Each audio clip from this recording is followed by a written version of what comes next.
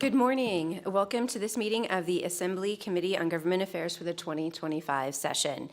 Will the Secretary please call the roll? Assembly members Carter,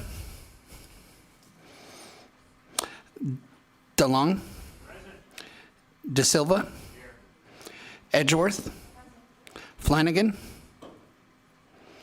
Gallant, Golding, Gurr, Hunt, Jackson, Karras, Kasama, Wynn, Chair Considine. Present. And will you please record Assembly members Carter and Flanagan present when they arrive? Welcome to the audience in Carson City, those joining us by video conference in Las Vegas, and those listening over the internet. I'd like to begin with some housekeeping measures. If you wish to testify, please sign in at the table by the door and provide a business card to the committee secretary. When testifying, please turn on the microphone and clearly state your name and any affiliation for the record. Turn the microphone off each time you're done speaking. If providing handouts, please ensure that the hard copies are available for members of the public. Electronic copies should have been submitted to our committee manager by 9 a.m. yesterday for committee members. We expect courtesy and respect in our interactions during the meeting, even if we disagree with someone else's position. I encourage the committee members to ask questions and engage with the material presented. If you have any follow-up questions, please flag them for me so we can ensure we balance our time effectively during the meetings. Committee members will be using their laptops to view handouts and other documents. Please do not interpret this as a sign of disrespect or inattention. With that, let's get started. Today, we will hear 2 presentations followed by 2 bill hearings. For our presentations, we will begin with Clark County, followed by the Department of Business and Industry. After these presentations, we will hear Assembly Bill 1, which voids certain regulations relating to the development and disposal of land in the Fort Mojave Valley, and then AB 27, which revises provisions relating to the Public Employees Retirement System, PERS. First, we will begin with a presentation from Clark County. With us today to present are Tick Sagerbloom, Chair of the Clark County Board of County Commissioners, Kevin Schiller, County Manager, and Joanna Jacob, Government Affairs Manager. And we will have some folks presenting from Las Vegas and some from Clark County. So please go ahead when you're ready. Good morning, Chair Considine and members of the committee. Joanna Jacob, Government Affairs Manager for Clark County. It's a pleasure to be here, and at last we are here to give you the Clark County overview after our cancellation last week due to the snow day. So we're happy to be here. You mentioned that we have our presenters in the South, and I'm glad that you can see them. Chair Sagerbloom, our County Manager, and our CFO are here to walk through the slides. I'll be driving from up here and will be available for questions thereafter. So with that, Kevin, I will hand it over to you. Good morning, Chair Considine and members of the committee. First, my apologies for not being able to be there in person. Last week, the snowstorm kind of gave me a derailment, so I'm down here today. I'm not going to read every single slide to you. I just want to make sure I hit some highlights with you and make sure I leave an opportunity for questions. Starting the presentation off with our governance structure. We have a commission, a manager form of government. We have our 7 commissioners, you probably already know, 6 elected county officials, 11 constables, and then we have the 1 sheriff. For our Board of County Commissioners, we have our Chair, Sagerbloom, who's next to me, Vice Chair McCurdy, Michael Naft, Marilyn Kirkpatrick, April Becker, Jim Gibson, and Justin Jones. And at this point, I'd like to turn it over to our chair just to say a few words. Good morning, and thank you, Commission. You're not Commission Chair, I'm Commission Chair.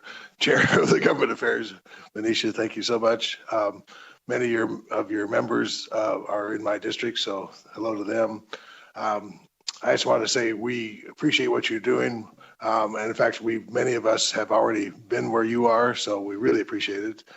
Commissioner McCurdy, served in the State Assembly.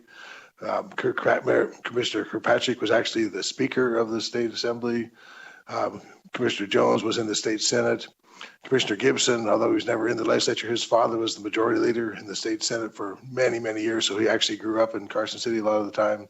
and I'm a fourth generation legislator. So together, we really appreciate what you're having to do the next 4 months. And just want to say, don't do too much to us, because one of you or more is probably going to be in my position here in the next couple of years. So remember, when you're thinking about this, remember the perspective.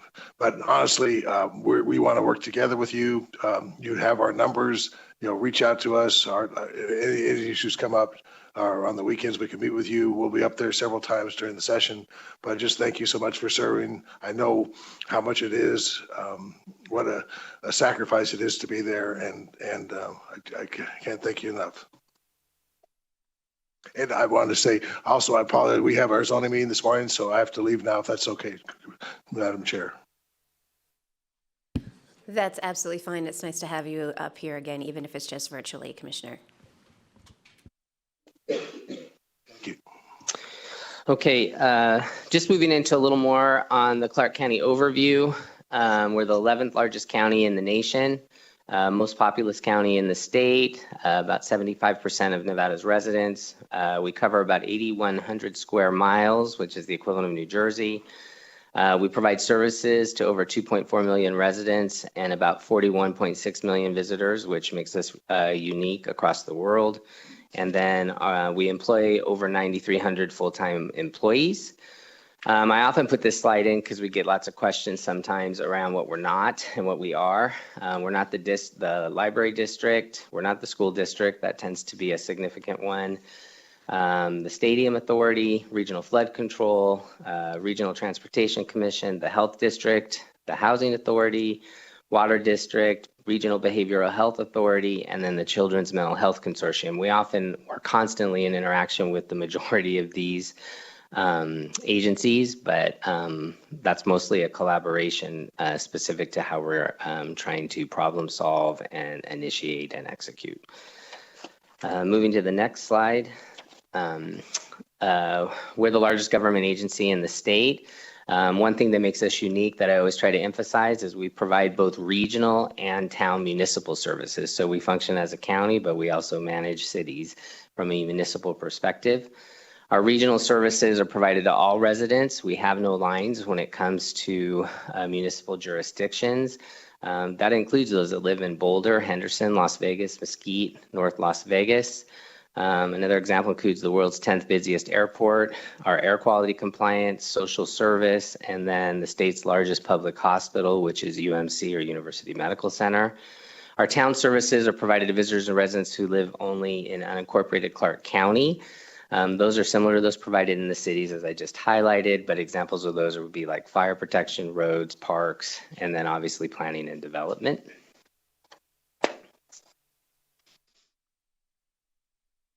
So looking at kind of this graphic, it's just kind of highlighting for you, and I won't go through all of it, but kind of the difference between those municipal services and those regional services. When you go on the left side and you look at regional services, ones you often hear about, family services, juvenile justice, public guardian, social services, significant, aviation, our coroner, detention, district attorney as examples. Again, those regional services are to about 2.4 million residents. Our municipal is about 1 million, and those are in unincorporated Clark County. On the municipal side, building development, business license, code enforcement, comprehensive planning, detention, fire, parks, police, public works, and then kind of water reclamation. So population-wise, just always want to highlight this. In unincorporated Clark County, we're a little over 1 million. City of Las Vegas has about 681,000. Henderson, 354,000. North Las Vegas, 290. Mesquite's about 23,000. And then Boulder City at about 15,000. I always kind of highlight this. If unincorporated Clark County were a city, it would be the largest city in Nevada. So we cover a wide span of area. I'm now going to turn it over to Jessica Colvin, our Chief Financial Officer, who's just going to give an overview in terms of our budget.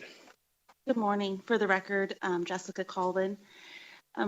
As Mr. Schiller mentioned, when you look at those regional and municipal services, The majority of those are funded from the county general fund, which is our operating fund.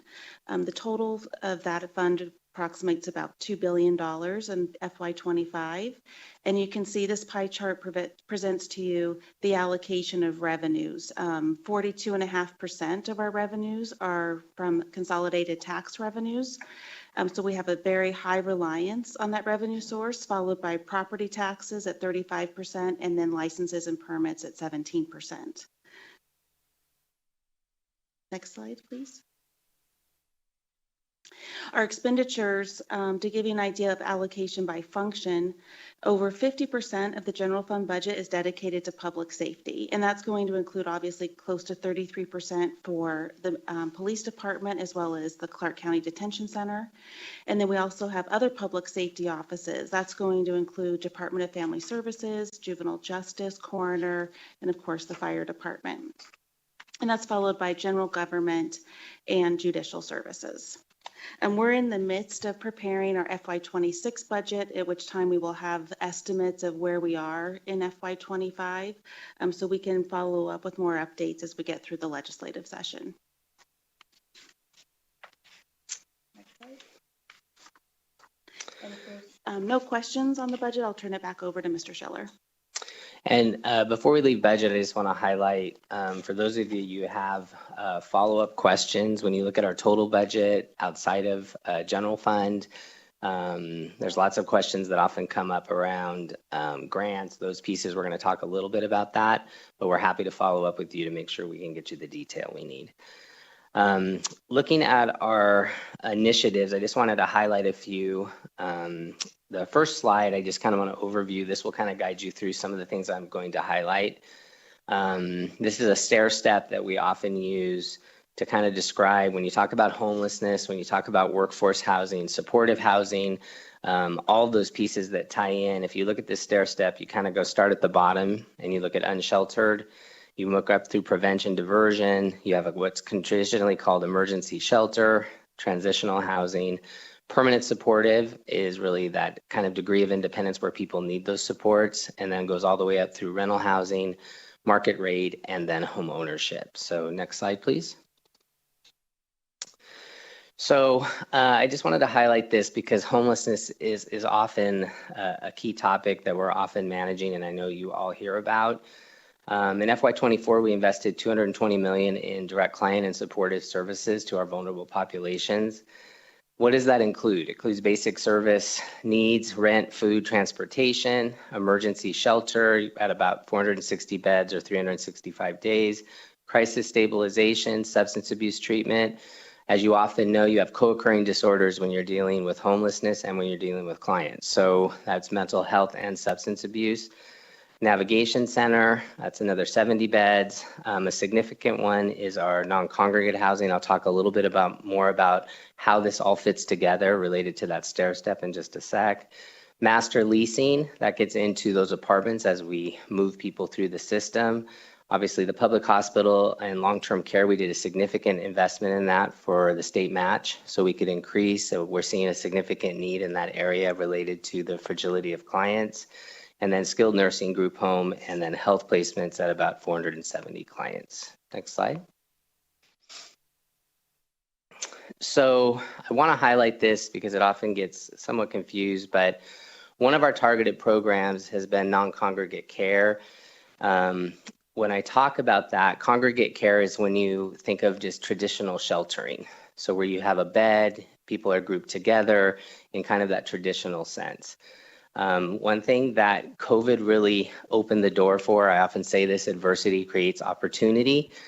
When I came to Clark County almost 8 years ago, started looking at this related to locations where we could provide non-congregate care. Non-congregate care gives 4 walls, separate room, privacy to those individuals that we're serving. You see a decreased rate on recidivism, people are more successful. Pre-COVID, finding those locations, unless you built it or you tried to lease somewhere that would have a large scale number, was pretty difficult. People were not willing to do that. When COVID hit, obviously we had a significant challenge related to the spread of the virus. And so our shelters, actually, some shut down. I again went out and talked to different hotels that were then empty. They were then willing to look at kind of master leasing related to this with providers so we could provide services on site. So the investment that we put into this is $252 million through 2027. Those are 3-year contracts. Navigation center, and then 9 of those facilities totaling the ability to serve about 2,446 units. One of the key pieces here before I go through those numbers, I just want to highlight people enter the system when you look at that stair step at different levels. So as much as we want to simplify it that they enter at the bottom and then they work up to the top, the reality is they could enter at any point. They could enter at the diversion and we divert them out. They could enter into kind of a rental assistance phase and they don't enter the stair step outside of that.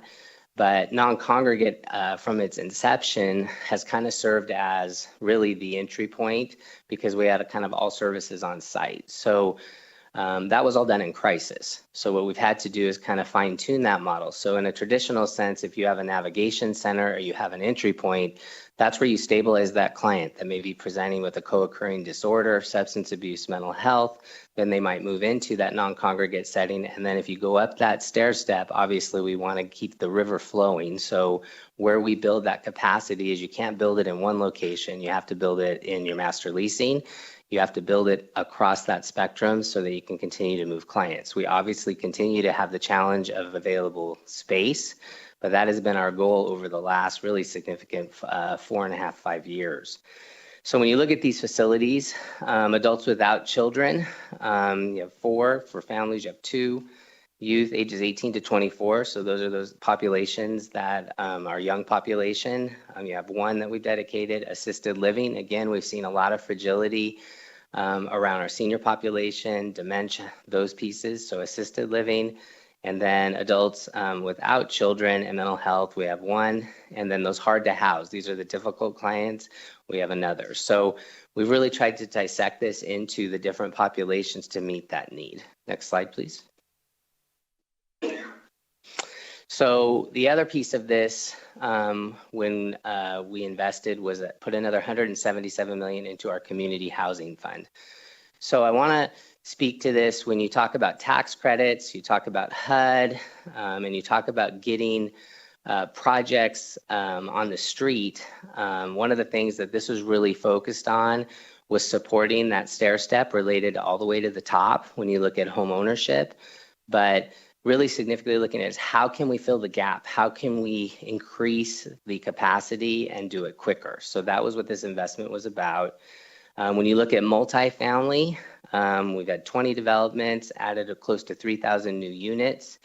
We rehabbed 562 units. This is a critical component because anywhere we have funded affordable housing, utilizing tax credits in those agreements, they eventually expire. So when they expire, the challenge that we face as a county or as a community is keeping them from going back to fair market and keeping them affordable. So what we do is we invest in the rehabilitation of those units and then they sign agreements which keep them affordable.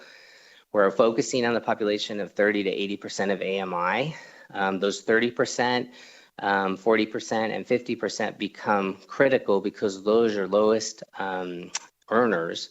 And the difficulty there is for projects to pencil, you have to have a mixed use. So we always go between, we try to get some 30% units up to that 80%. And then we're looking at another $60 million to be awarded in this fiscal year. So permanent supportive is where we're really looking at those clients that are not functioning completely independent, but require some level of supports and case management. We've done 3 developments in this area, added 210 new units. Supportive services, as I just talked about, are critical. And you'll note on the permanent supportive, that's at 30 to 50% of AMI. So again, their ability, if they're on disability, where they're able to have wage earnings, any of those pieces become significantly constrained. So that's why you see that lower number of 30 to 50%. And then the last one, which was very significant for us, was home ownership. So for low income owners, how do we get them into home ownership? And how do we develop that asset so that they can utilize that, get some form of equity out of that to move on, and then we can continue to use those home ownership units for future families and individuals. So we have 2 developments that are currently in process and development for construction, 240 single-family homes. Keynote here is that's 50 to 100% of AMI. So that's your eligibility criteria.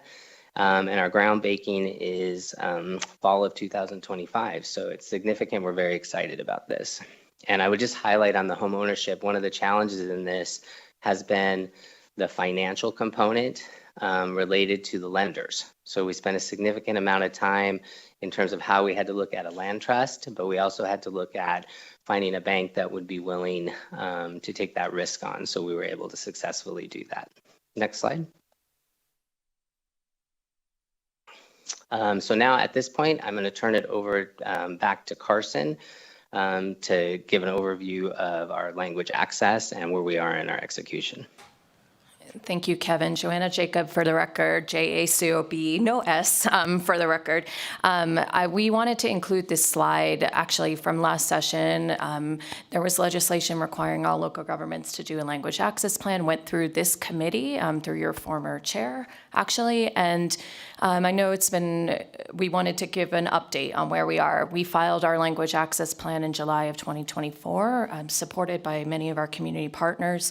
We are continuing to work on implementing it. We have set up a language access committee with a county of the size that you saw in the slides and the services that we provide to the county. We interact with the public in a variety of different ways. So many of our departments, the aviation, the airport was already doing language access. Our county clerk has already started she interacts with international visitors who come to Clark County to get married. A lot of it was underway. What we decided to do was to try to set up a committee, do a standardized approach to language access. We are moving towards a system where if somebody walks into Clark County, that they will be directed in the same way in order to how to access language services or documents that they may need. That is our next step. We are identifying vital documents, which really are ones that would impact people's ability to claim benefits or appeal a permit or those types of things, impact rights. We have set up a liaison in each of our 38 departments to work on that within each specific department with the goal that we will have that in place. And then we are that is what is underway. It's going to be a multi-year process for us, but that is the vision. We actually did a countywide survey after the bill passed over the summer and went and briefed every single department. Actually, my colleague Ashley Garza Kennedy and I we went on a field trip and went to each department to talk about this legislation and explain it. And then, so we're working towards really a systematic approach. Certainly, we have Ms. Garza Kennedy in the audience if there are questions on this, but I will move on to the next slide. For the record, Jessica Colvin. We were asked to provide an update on how the county manages grants. As you know, when federal grants are awarded, it usually covers multiple years. We are required to report to the federal government the amount of expenditures we incur in each year. And so in FY24, Clark County expended $207 million in federal funds. Typically, we incur about $150 million this year that we, included the last $51 million in ARPA funding that was expended.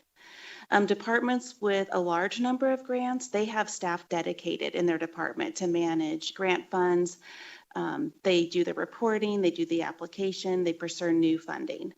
These types of departments are like social service, Department of Family Services, even the fire department, very familiar with federal funding.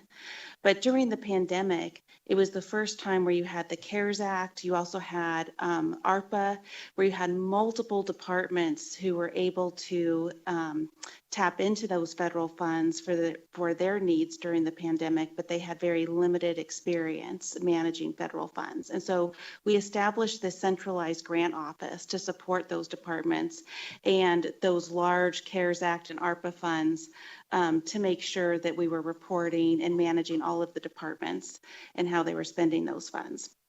But the centralized office has evolved somewhat.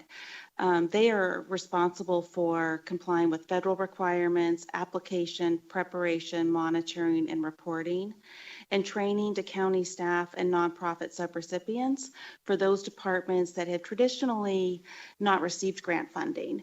And so it's really opened the doors for them for new opportunities.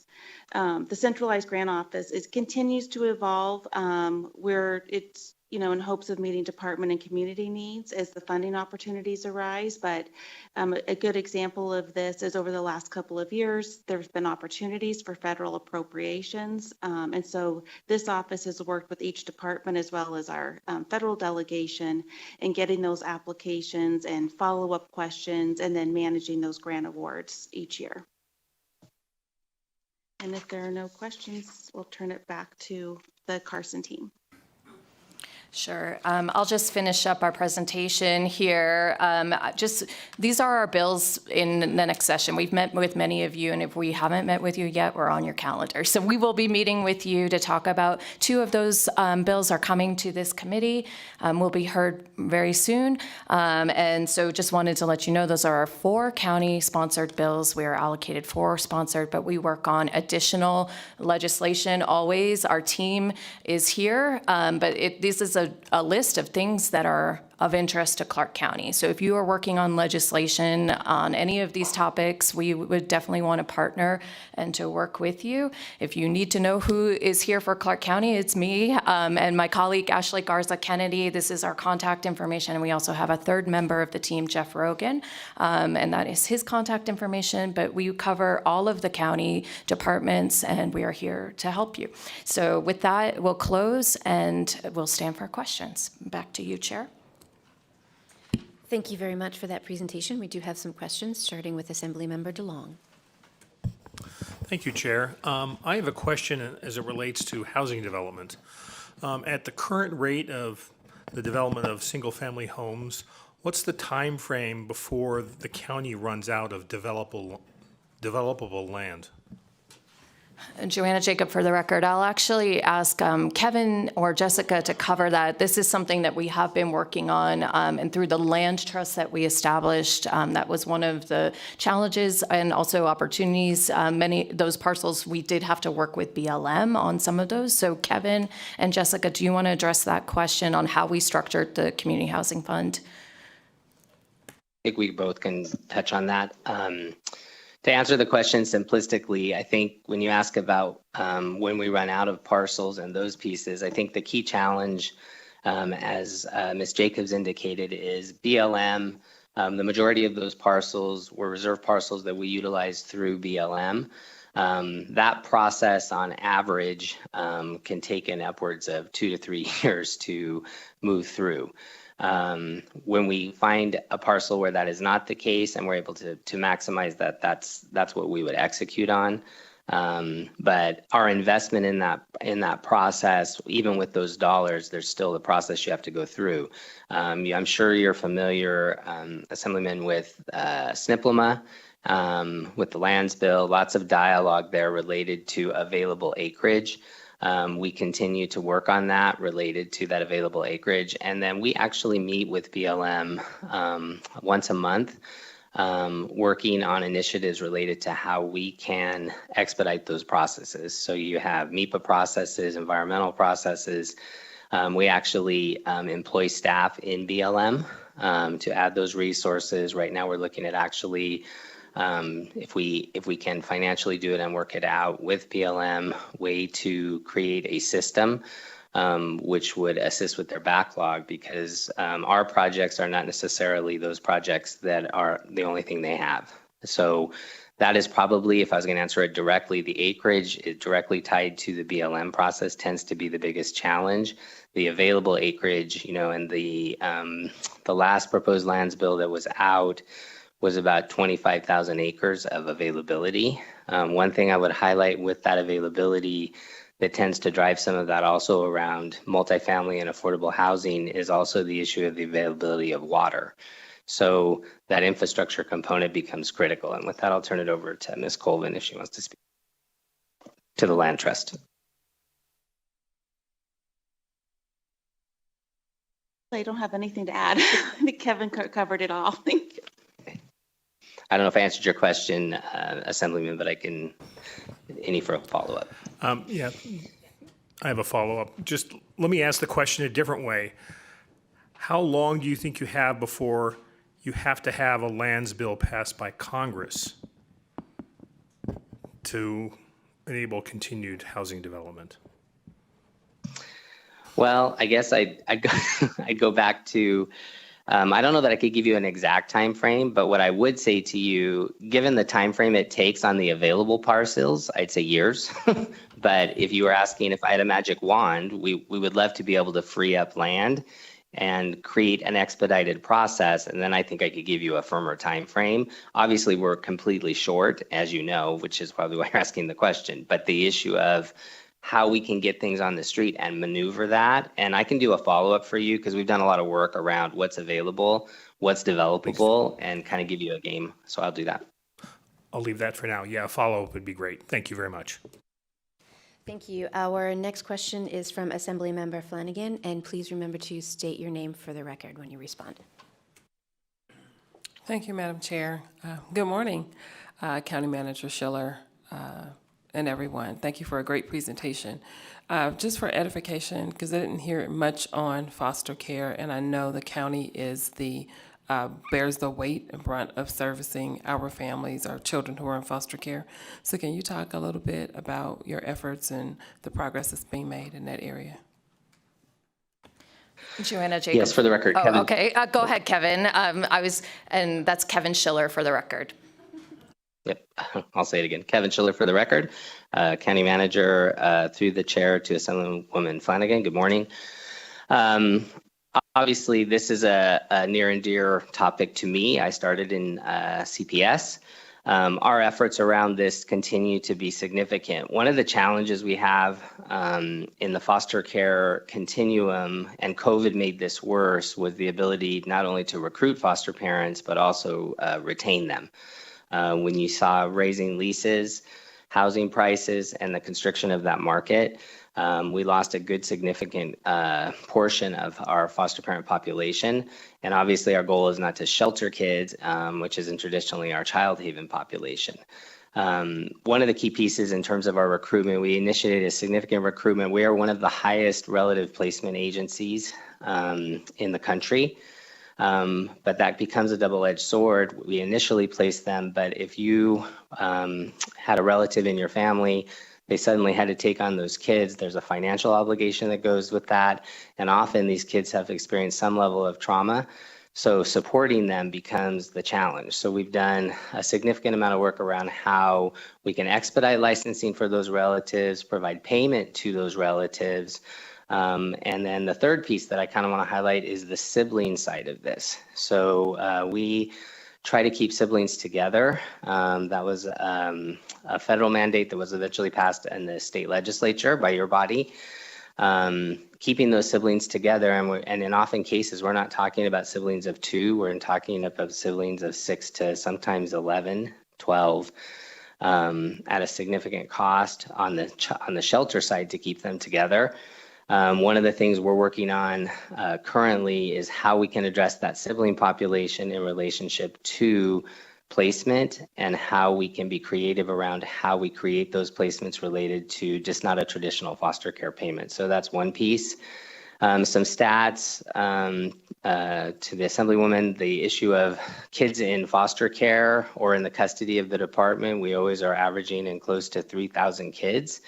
That doesn't mean they're all sitting in foster care. Some are reunified, relative placements. Those pieces, our child haven population, and a high number is always around 120 to 130. It's been at about, I think, between 70 and about 85 in its current structure.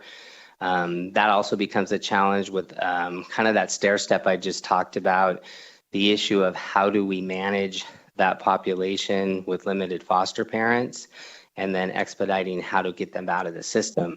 One thing I didn't highlight in the non-congregate that I really want to focus on, when I talked about the family non-congregate care, one of the significant pieces of that is we have one facility where we're housing in upwards of 350 kids. many of those kids would be in the child welfare system by no definition based on homelessness, which is not a reason we want kids in care. So we've done a lot of diversion around that to keep them out of the system. The last piece I'll say on foster care in terms of the recruitment efforts is we've had some increase in rates over the past few sessions, which has assisted. But I think where we're really getting into a challenge is how do we continue to support the economic needs of those families, to support those children, and continue to do that with the constraining budget. And on the budget slide, I didn't talk about this, but I think it's important to note as you guys are seeing bills and you're seeing things that you guys want to do to improve the lives of those kids, one of the key constraints we have when we talk about child welfare is we participate in Title Federal 4E programming. That rate has not been increased related to our 4E reimbursement in 20-something years. So what that does is that means that the money that we receive back on a 4E eligible placement continues to go down, and we continue to manage a significant deficit in our child welfare block grant. So we put a lot of effort into how we subsidize that, how we can be creative in that, and I certainly can provide any follow-up detail to the Assemblywoman or any of the other committee members also. Thank For you, the County record, Manager Jessica Schiller. Colvin. Go ahead, Ms. Coleman. For the record, Jessica Colvin, I just wanted to add one other program over the last couple of years since the pandemic. Our social service department funds emergency financial assistance, rental, utility assistance, maybe even transportation. And during the pandemic, social service and Department of Family Services, child welfare, they now collaborate. And so there's a portion of that money or that funding that we set aside specifically for families. So as those families, are identified, we have funding available for them to keep them from being sheltered or from being displaced and put into the child welfare system. Thank you. Our next question is from Assembly Member Goulding. Thank you, Chair. On a related topic, I'm looking at slide 16 and just want some clarification on so first of all, I'm very excited to see the permanent supportive housing, such a huge need, so I appreciate that you're making efforts on that. So in all of these, there's a range, there's an AMI range. So is this kind of a floating ceiling, or is this a floor and a ceiling? I'm confused by having a floor on this. Please state your name for the record. For the record, Kevin Schiller. For the record, Kevin Schiller, County Manager. Do you want to answer it, Ms. Colvin? You can. Well, I'll start. For the record, Jessica Colvin. These facilities, like for multifamily, 30%, it's for earners. So 30% is typically going to be someone who is on a fixed income, whether it's Social Security or disability. So that traditionally is going to be the floor of 30%. 80% is the traditional high for a multifamily affordable housing. It's typical practice. I don't know if you want to, and that's of area median income. Follow up? If you want to add anything. So if somebody falls below that income, are they not eligible? What then? So this is the traditional challenge that we have. So the issue of affordable median Please state your name for the record. For the record, I apologize, Chair. Kevin Schiller, County Manager. So the affordable median income, as she just referenced, in terms of that low and in terms of as we work up, those people that fall below that, obviously, what I would tie it to is availability of units in terms of that percentage. So those become those that we end up housing in some other assistance program. Oftentimes, that's the population, that 30%, and I just want to be completely transparent for you, Assemblywoman, that 30% and often units, we're trying to get 4 to 5, maybe 10 units out of a total complex. So it's a significant challenge because even with the tax credits, even with the development incentives, oftentimes we cannot create larger bandwidth. So you have a mixed use. And then those lower income earners, when you talk about being below 30% of AMI, those are the individuals that we often see when you're talking about, as Ms. Colvin indicated, our social services continuum. Where do we place them? How do we develop workforce? How do we increase that income in those pieces to create that eligibility? And that's the challenge. And that's why you see, from a homeless perspective, the continued challenge going across the board with that. And that's where we often, that I would contemplate that is the number of individuals that we see that we're initially providing, and I'll just say it this way, more emergent services to. And just one, for the record, Jessica Colvin, just one other program that is available through social service is we do provide we master lease several units. And so for those individuals who are below the 30% or unemployed, there are also master leases that the county also subsidizes. And I think when you look through that stair step, the non-congregate care is also filling that gap. Thank you. Our next question is from Assemblymember Edgeworth. Thank you, Chair. Thank you for such a concise overview of an expansive topic that is Clark County, right? I just have a clarifying question. On the budgeted expenditures, I think I'm clear on what UMC is and what the health district expenses are, but could you tell me in general what health includes? The health expenditures are traditionally, for the record, Jessica Colvin. The health expenditures are typically going to include intergovernmental transfers. We talked about those Medicaid match dollars. We charge some of that to the health function. It also is going to include the amount the county pays for the sexual assault testing when we reimburse the hospitals. The UMC contributions, those are actual contributions that are transferred to UMC. The majority of the county support to UMC is in the form of Medicaid match dollars that are sent to state Medicaid, where those payments are federalized and supplemental payments are sent to UMC. And I did want to, there was a question with the Senate on health district. Those health district expenses are not necessarily health district operating costs. It represents a property tax that is designated for the health district that we collect and then send over to the health district. So that's the property taxes that we send over to the health district. You would need to look at the health district's financial statements to see their total expenditures. Thank you. Chair, is it okay if I ask one other tiny question? On the slide that's talking about services delivered to people experiencing homelessness, it's mentioned that there's a navigation center. I hope this isn't a dumb question, but is that an actual center? Is that part of Clark County Social Services or? For the record, Kevin Schiller, County Manager, through the chair to the Assemblywoman. Yes, so the Navigation Center, when I talked about that stair step, I just want to make sure I highlight this. The Navigation Center was created, I want to say almost 2 years ago. That is an entry point, right? So as individuals are experiencing, they may need limited services or they may need some type of service initially. It's a lower barrier client, for lack of a better term. Those more complex clients kind of tend to go to crisis stabilization, which is where you're going to have kind of medical detox, all of those types of pieces that are tied to that. But it is all part of our county continuum of care. But given there's only one, I want to highlight that it's very specific that all our clients do not go through that navigation center. They come in at the different points on that stair step. Thank you. So, sorry, the Navigation Center is a place, or it is a series of case managers? No, it is a location with available units that has services on site.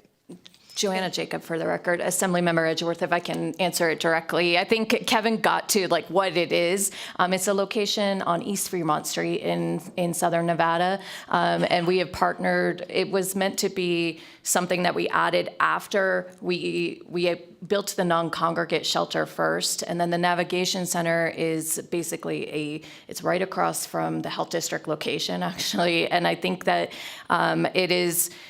it's meant to be, we partnered with Metro, so especially when we were going through homelessness, especially during the summer, when people are the Metro outreach team, that is a place where people can go. And then, as Kevin noted, there's services that are on site that is meant to stabilize and then move into our continuum of care.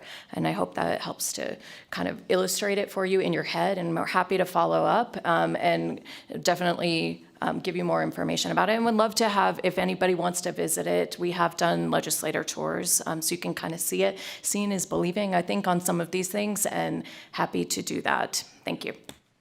I would love to do that. Thank you. Thank you, Chair. Our next question is from Assemblymember De Silva. Thank you, Chair. I just have a quick question and a concern. You know, there's a concern out there amongst the general public, as well as within the policymaking community, about federal grants and federal support for our local governments. You know, it's an important question, I think, that we need to ask, and especially when it comes to our essential services. So, is Clark County experiencing any issues, or are there any concerns with the freezing of federal grants that were readily available but are now in question? Thank you. For the record, Kevin Schiller, County Manager, through the chair to Assemblymember De Silva. I'll start, and then I'll let my CFO also weigh in. I was going to highlight this at the conclusion of the presentation and also in the budget. But obviously, as you guys are experiencing bills and requests and seeing fiscal notes, at the same time, legislative session or not, we are projecting for our next fiscal year budget currently. With those projections, obviously we're looking at is our overall operating revenues. And then obviously in the federal grant world, I think if you were to total, and Ms. Colvin can correct me, I think if federal grants went away tomorrow, I think it's about a $300 million impact to the county. More to your point, the issue, are we experiencing anything at this point in time? We've seen letters related to compliance and those pieces. I would echo it, we have not. We're kind of in a waiting game to see if we see reductions. I will say we are prepared with a list of all those grants so that we can run numbers based on anything that may pivot. And I think as you guys are moving through the session, I think it's probably highly likely if something is shifting, you're going to see us testifying or providing detail around that in relationship to what those impacts look like. Because I think right now we're kind of in an unknown to see what's real and what happens. I will echo one piece, and I think it kind of ties to the former Assemblyman's question on affordable housing. You know, the issue of federal agencies and their ability in terms of executing. If we have less people, there's concern around how we're going to execute related to the processing of whether it's around financial transactions or whether it's around a BLM parcel. So we haven't seen direct impacts yet, but those are things that we're worried about. And with that, I'll turn it over to the CFO. For the record, Jessica Colvin, just to add, it would be about a $200 million impact to the county if we were to lose all federal grants. And we are monitoring it closely. We haven't, like Mr. Schiller said, we haven't seen any impacts yet. But keeping, in contact with National NACO, also the Government Finance Officers Association has a working group. You know, the other thing that's concerning with federal grants that we give direct dollar assistance to households and individuals, but we also fund a number of positions who provide services to the community. And so we're capturing that information too to identify which positions are actually funded, where their bodies are in those positions, that aren't vacant. Thank you for that. Our next question is from Assemblymember Kasama. Thank you, Chair. Thank you for the presentation. My question is, you were talking about you have 2,446 non-congregate beds. Are those full every night? What capacity do they operate at? For the record, Kevin Schiller, County Manager, through the chair to the Assemblywoman. So as you saw on that slide, through 2027, we just increased that contract for additional complexes. The answer to your question is yes. Most of the time they are completely full, which gets to the stair step and why it's so significant when you look at movement from non-congregate care to whether it's permanent supportive housing or whether it's a master lease. We're also master leasing those apartments because we need to move people along. Focusing on the families for a second, one of the key pieces there is we're keeping those families together, diverting them from child welfare as an example, but we have to find housing for them. So it's very difficult to move those individuals on. And then I think the former Assemblywoman's question related to the navigation center relates to this. If I had a magic wand, I would have a navigation center or two in the 4 quadrants of the valley, right? Because that's where you could create that system and entry point. Right now, some are individually, they come directly into that non-congregate care setting, receive those maximum services, and then the challenge becomes when do they go out? I think the number I looked at, it was about 30 days ago. I think the number that we were seeing for average length of stay in our non-congregate, and I can follow up on it, but I wanna say it was like might have been like 4 to 5 months, I can't remember, but the average, it might be a little less than that, but there's a challenge, and that's why we invested again in increasing that capacity, because we get our biggest bang for our buck, we see less recidivism, but I gotta work on, and that's where the Community Housing Fund came in, is we gotta continue to build the capacity. Follow-up, Chair? Yeah. If you had this magic wand, and these beds or these places are full nightly, and I know you have budget constraints, but if it was a magic wand, what number do you think you would need so that you didn't have to turn people away? So for the record, Kevin Schiller, County Manager, through the chair to the Assemblywoman. Honestly, I think if I had the magic wand, I would create much more apartment master leasing, because we built the non-congregate care and you would just see the flow of the river and the movement. So I think it's the next level where we're really focused and trying to increase that, which kind of gets to the former questions around how do we create more housing? How do we find those? And just so you have a visual of what a non-congregate care facility is, it's a Super 8 motel, it's a roadway inn, it's a La Quinta. With services on site. So, but if I had a magic wand, I don't know that I would increase the non-congregate care as much as I would focus it in on the next step up. Thank you.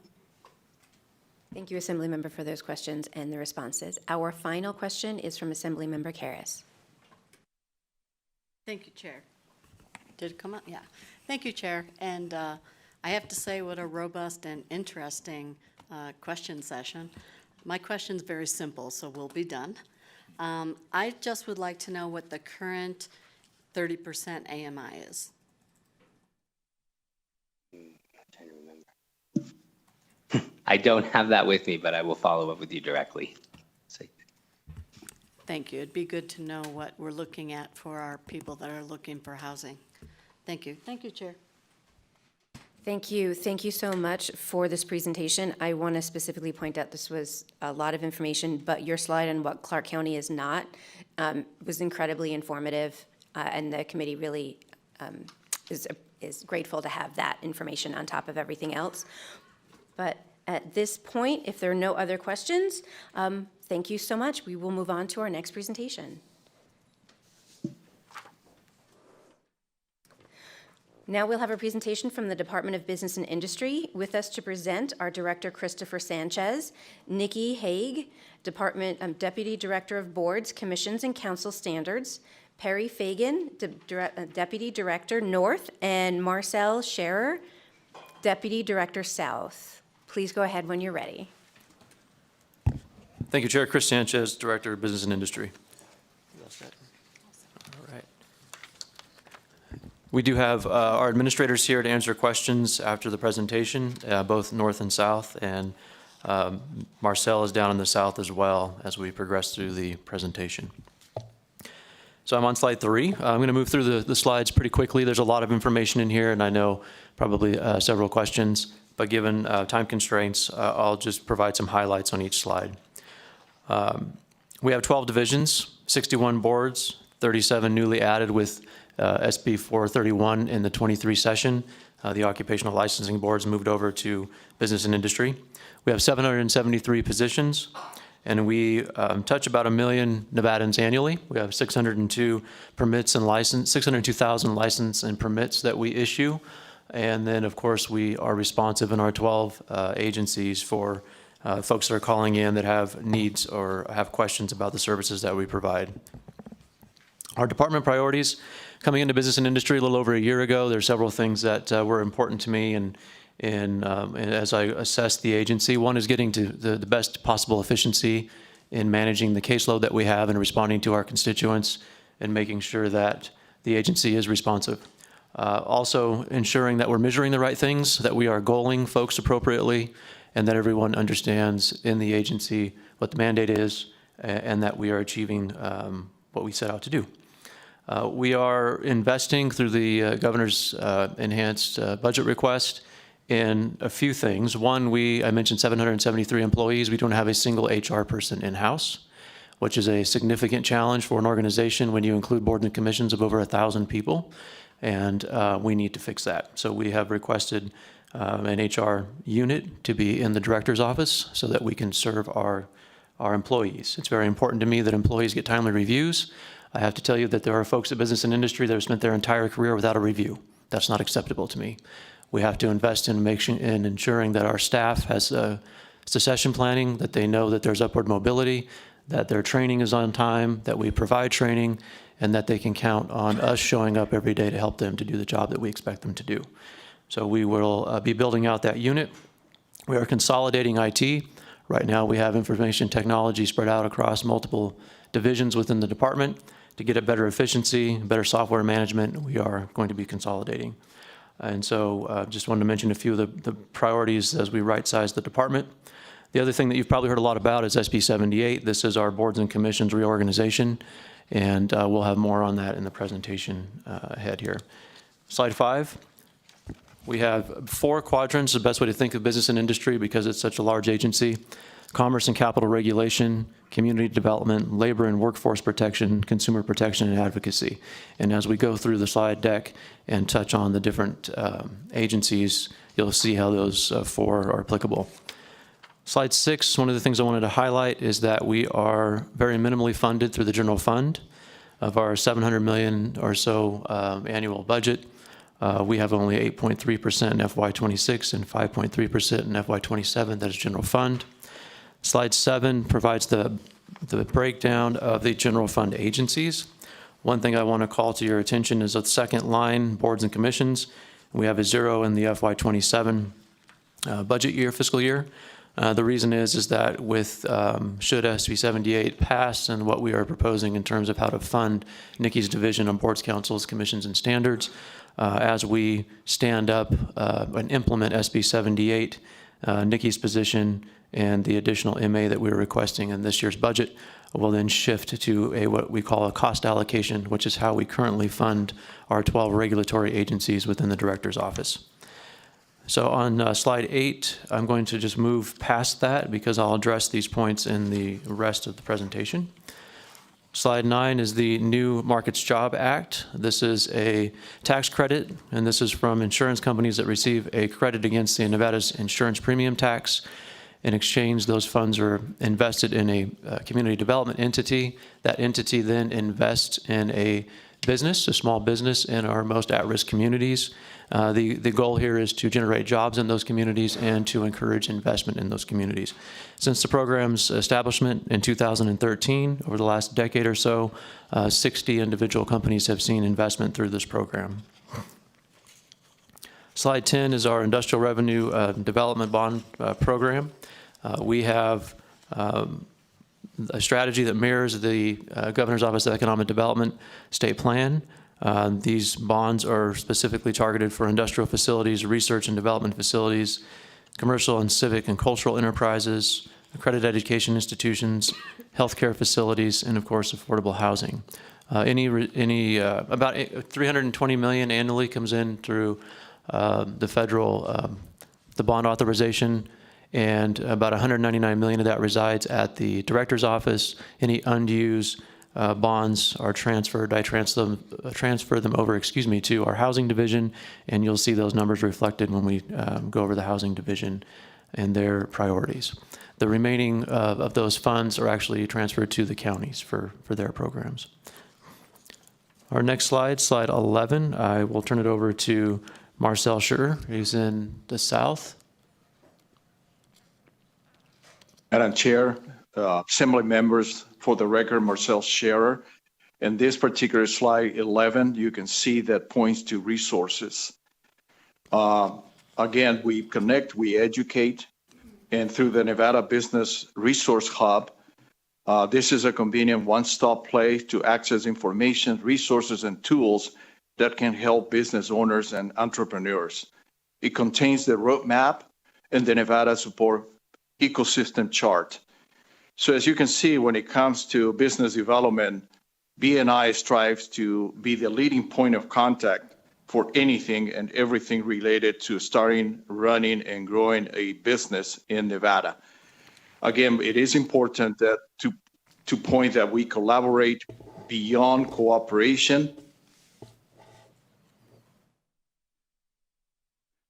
And our small business support excellence is built on remarkable collaboration. So we have contributed greatly in creating an ecosystem of resource partners that work together to identify challenges, create opportunities, and ensure coordination of services.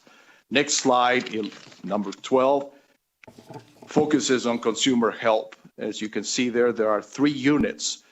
The Nevada Consumer Affairs deals with everything related to fraud and deceptive business practices in Nevada. The Ombudsman of Consumer Affairs for Minority, we have Miriam Hickerson, and she focuses on providing education, outreach, and service programs throughout the community. In fact, there is a radio show that approximately reaches out 90,000 listeners in Spanish. And lastly, the Nevada Commission on Minority Affairs provides a voice to minority communities. I will turn things over to our director now.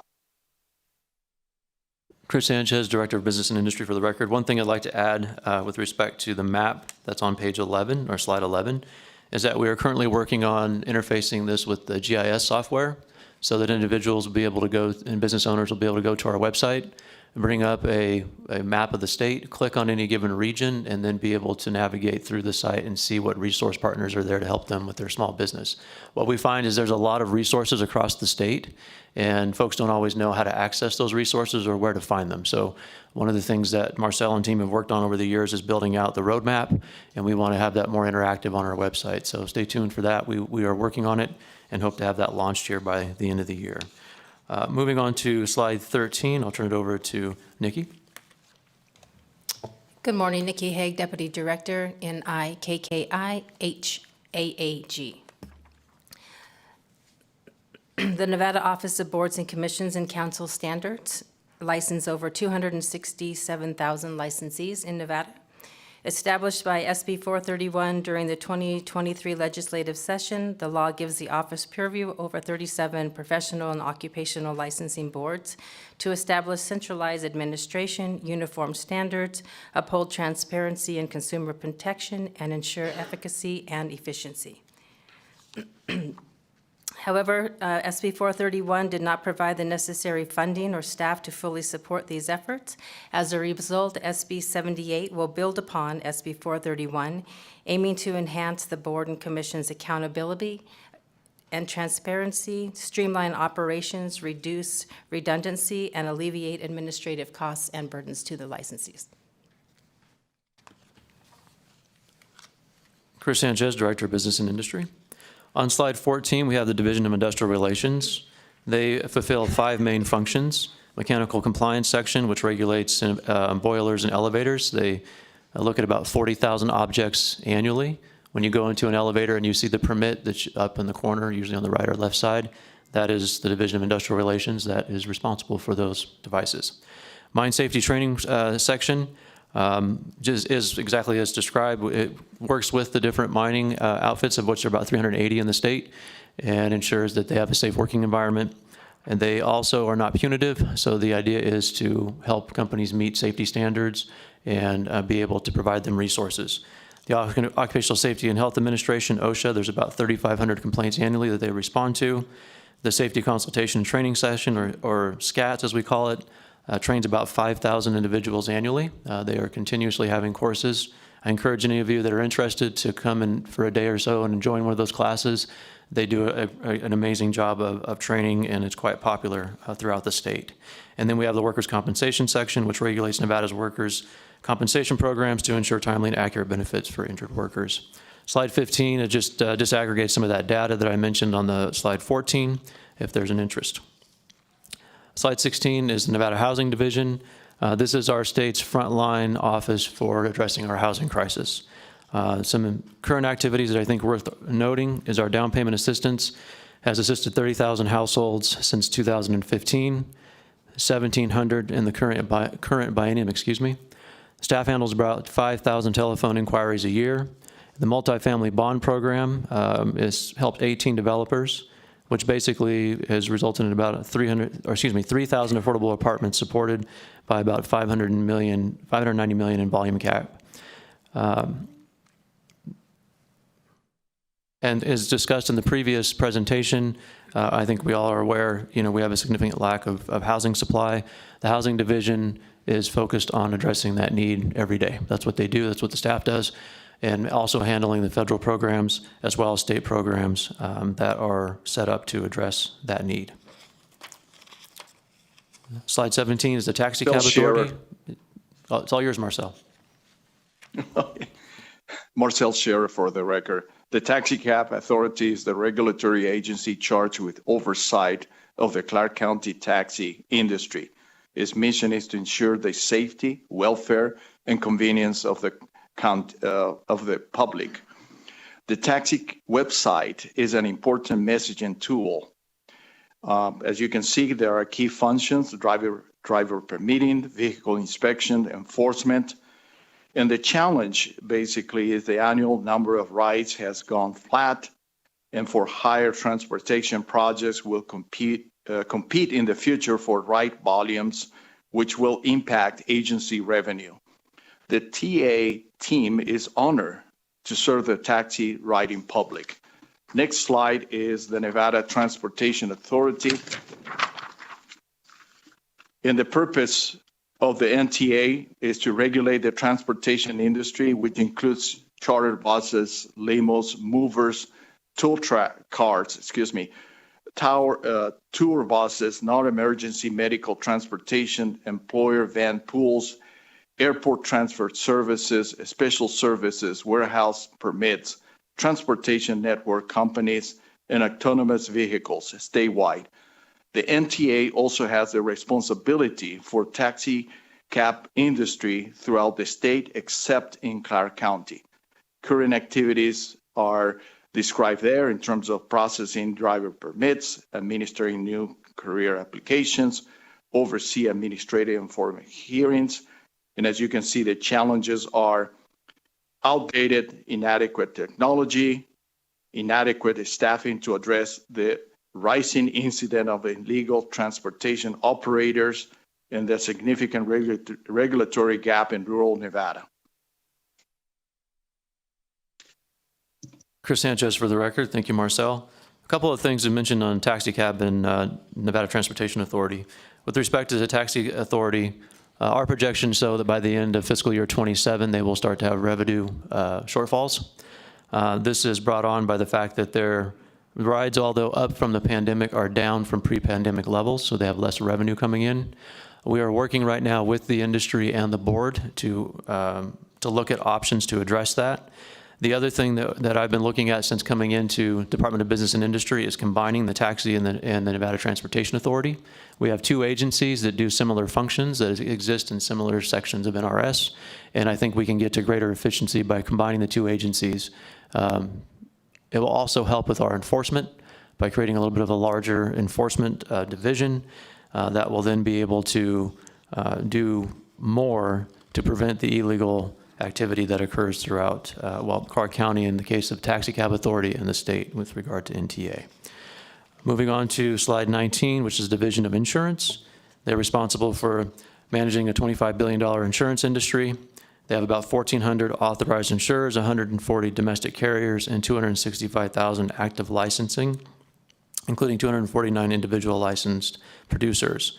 A couple of threats in this area that you all are familiar with, and that is that we are seeing rising in auto insurance costs, as well as the catastrophic fire impact. The division is working on both of those issues. Stay tuned. There will be some, I think, proposed solutions in terms of addressing the catastrophic fire and the impact that that has on insurers not renewing coverage. So we will have more for this body soon on that specifically. Slide 20, Mortgage Lending Division. Essentially, they work with licensing, examining, and investigating and adjudication. They have about 549 mortgage companies that they oversee, 139 servicers, 1,500 registered offices, and mortgage loan originators of just under 10,000. Slide 21 is our Financial Institutions Division. They're responsible for the health of the industry, as well as annual examinations and investigations. They currently, in the biennium, had about 418 complaints, 196 investigations. One of the largest threats that we have for our Financial Institutions Division is that the new technologies of blockchain and cryptocurrency, being able to have staff in the agency that understand those technologies and how they work, how the industry is applying them. Those folks, as you can imagine, are very sought after skills. They command a high salary. To be blunt, we haven't quite caught up at the state level. So we are trying to address that. We have a couple of requests in the governor's enhanced budget that will bring on staff that we hope will be able to fill that gap. So you'll hear more about that from our folks from FID and from us in our presentations. Slide 22 is the Office of the Labor Commissioner. Also enforces private sector employment laws, licensed private employment agencies, and oversees the State Apprenticeship Council. One of the things that we are proposing in the GovRec budget this year is a staff of 4 so that we can keep up with public works compliance, and this staff will be dedicated to auditing, investigating, and industry and addressing low industry compliance. On slide 23, we have the Real Estate Division, and this agency is responsible for licensing, educating, and compliance as well, and also oversees the CICCH, or the Common Interest Communities in Condominium Hotels, or otherwise referred to as HOAs, for about 608,000 units in the state. And one of the things that we will be seeking to address in the future here is expanding real estate's physical presence across the state. We don't have an office here in Northern Nevada, for instance, for the licensees that are here, about 6,000 licensees.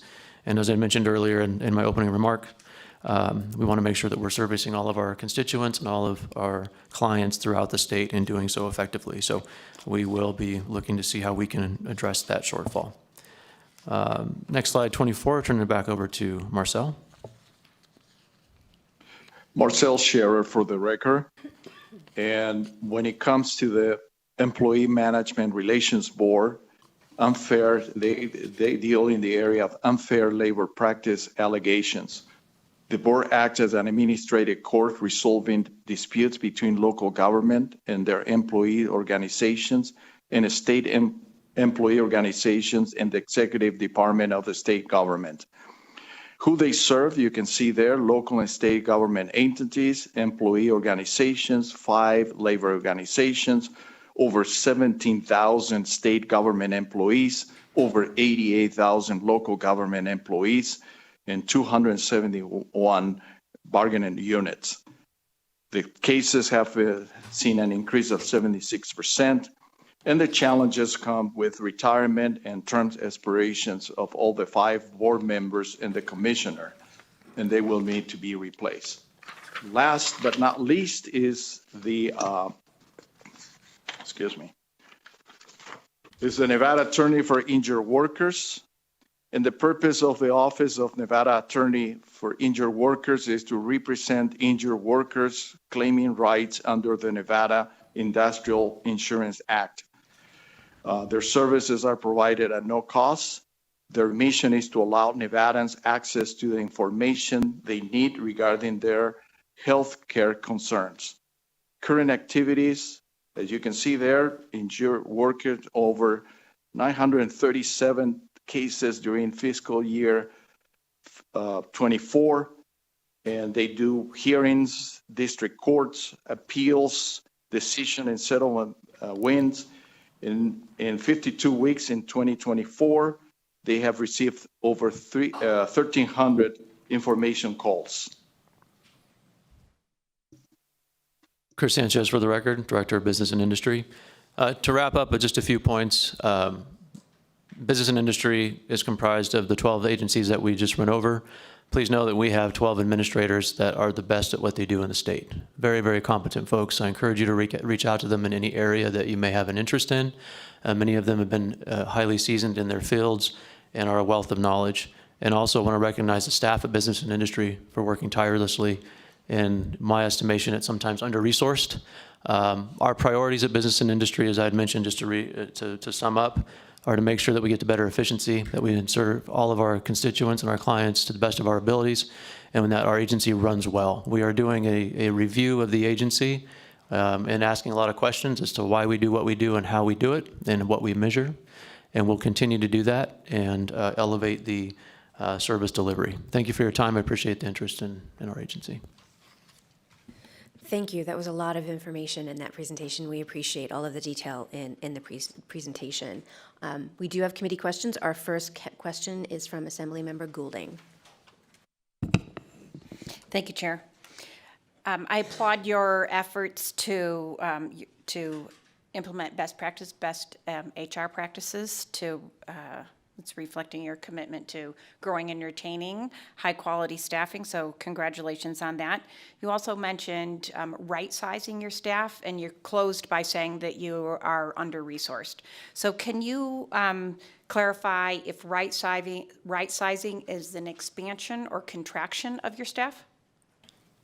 Chris Sanchez for the record. Thank you for the question. It actually goes back to the analysis that I referenced, and that we have to make sure that everybody in each of the units is performing to the standards that we have.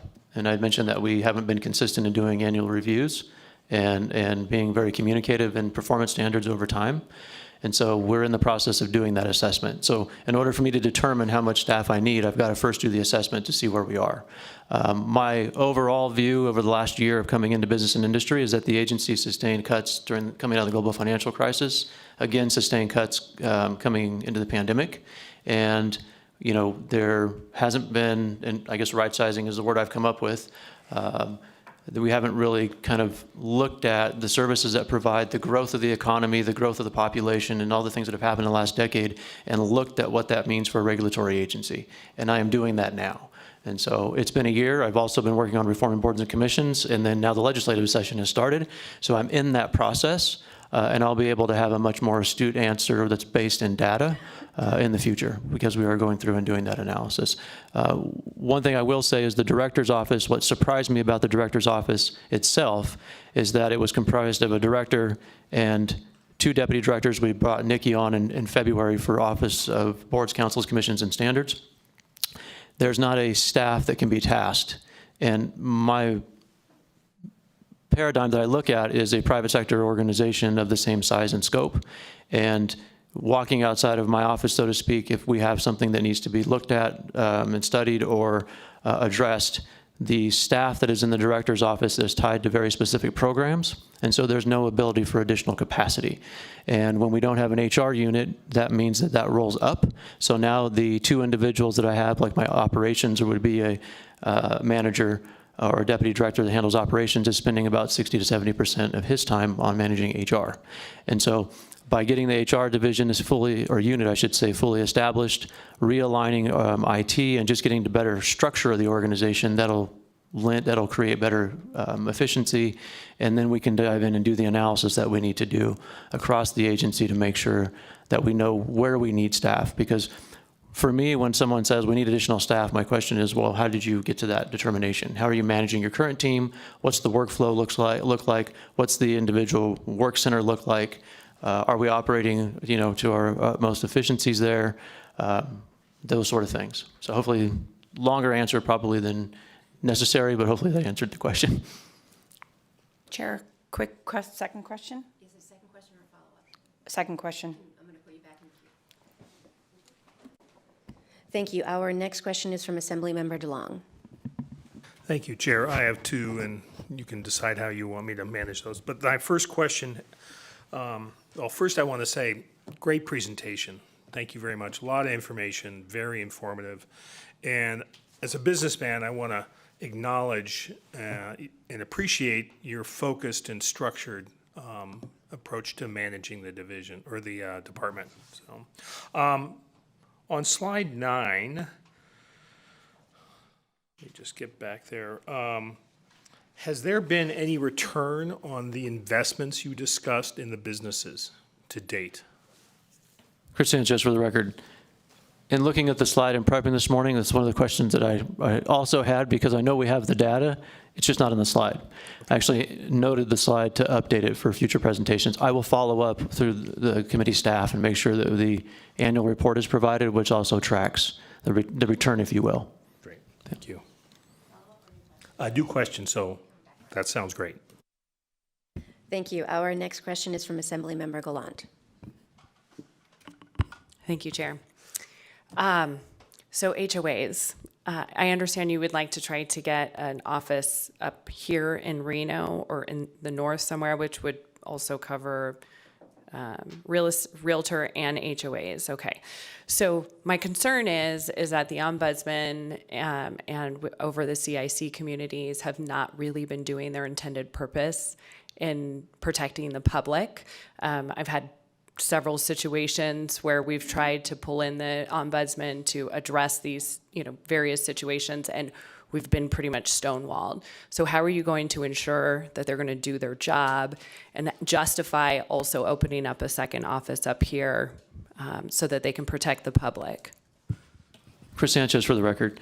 So thank you for the question. One of the things that this body provided for, I believe it was in the 19th session just before the pandemic, was the director's ability to pull together a task force to look at the Ombudsman's office and the real estate division as a whole to see how we could get to better service delivery and addressing the issues. I think there was about 2 meetings that occurred and then the pandemic hit and then the task force, for obvious reasons, kind of went away. I am bringing back that task force. We are working on right now trying to schedule it and get the task force stood up. With the session, it's delayed things a bit. I hope to have it launched in March for our first meeting, but we will do my intent is to do a comprehensive review of the Ombudsman's office as well as some of the case management for the real estate. On the real estate side of the equation, we have to build out the task force, meaning we have to reach out to folks, get folks on the task force. We have to set the agendas. And one of the things that, for me, is there's a lot of activity coming in and folks have a lot of issues that feel like they're not being heard. For me, that's a priority. I want to make sure that we address those and that we formally dig into those units within business and industry and figure out what we need to do moving forward to make it better. Thank you very much. I would love to know more about the task force. Maybe we can talk about that offline. Chris Sanchez for the record, absolutely. Thank you. Thank you. Our next question is from Assemblymember Karras. Thank you, Chair. My question is in relation to mortgages. You have a wonderful division. A concern for many seniors is this new hot topic of mortgage title stealing. Do you have anything on that? Chris Sanchez for the record. Kathy, are you available in the South? I'm phoning a friend.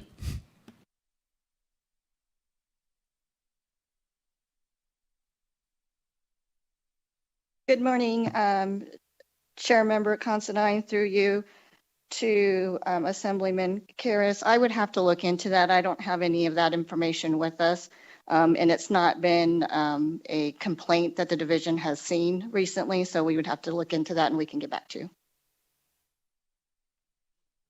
Thank you. Thank you, Chair. I'm sorry, but could you repeat your name just for the record?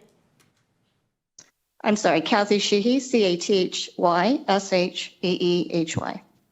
Thank you very much. Our next question going back around to Assemblymember Goulding. Thank you, Chair. I'm on slide 10, the industrial development revenue bonds, and I'm wondering if you can give us an example of, you listed some 5 points there on for use in the accredited education institution. Can you give us some examples? Chris Sanchez for the record. Interestingly enough, this program is underutilized. So the last project that was funded was through Brightline, the high-speed rail that will go from Southern California to Las Vegas. California's portion of that, I believe, was 1.2 billion. Ours was about 600 million. This program, I've been in contact with Governor's Office of Economic Development to see if we can align more in terms of making sure that folks are aware that it exists and that way it can be utilized. We are, as I mentioned in my presentation, we are transferring a lot of bond cap, which is good for us to be able to do this, into affordable housing. And that allows for more developments in affordable housing.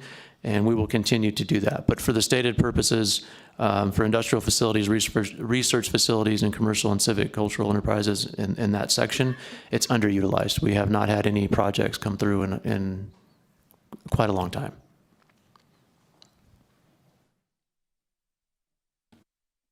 Thank you, Chair. So there aren't any accredited education institutions that have received benefit from this program? Chris Sanchez for the record. I'll have to pull our reports and get an answer to you.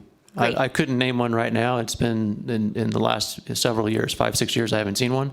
But that doesn't mean that one wasn't funded previous before that. So I'll pull the reports. We'll get a summary over to the staff. Great, thank you. Sure. Thank you. Assemblymember DeLong? Thank you, Chair. My second and last question is related to slide 19, the Division of Insurance. I'm hoping we will actually get a presentation from that division, given particularly the fire issues and the homeowners insurance issues that have resulted from that. But can you speak to what the division is looking at with regards to hopefully addressing some of the homeowner insurance issues? Is it a regulatory approach or statutory approach or both? Chris Sanchez for the record. Are you referencing the catastrophic fire and the non-renewals? Correct. Yes, so it could be a regulatory approach. Right now, we're looking kind of across the states to see what's been done, what ideas have been floated. I think where we're headed is in the regulatory sphere to see if there's ways that we can encourage the carriers and maybe provide some unique approach on the regulatory side that would encourage them to continue to provide the services that we need for those folks in high-risk areas. Quick follow-up. I'd love to have some more discussions with the division with regards to that. Chris Sanchez for the record. Yes, Scott Kipper is our insurance commissioner. I'll make sure that we get a meeting scheduled. Thank you. Thank you. No worries. Our next question is from Assemblymember Gurr. Thank you, Chair. Thank you for the presentation. Again, it's a wonderful look at what you're doing in business and industry. But my question is on the real estate division. Obviously, we've had these talks a little bit before, but for the record, 1,360 complaints filed. Was that last year?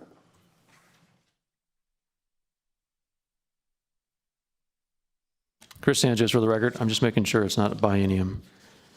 And actually, Sharath, are you available? It'd be nice to have Sharath up, our administrator, to talk through the data.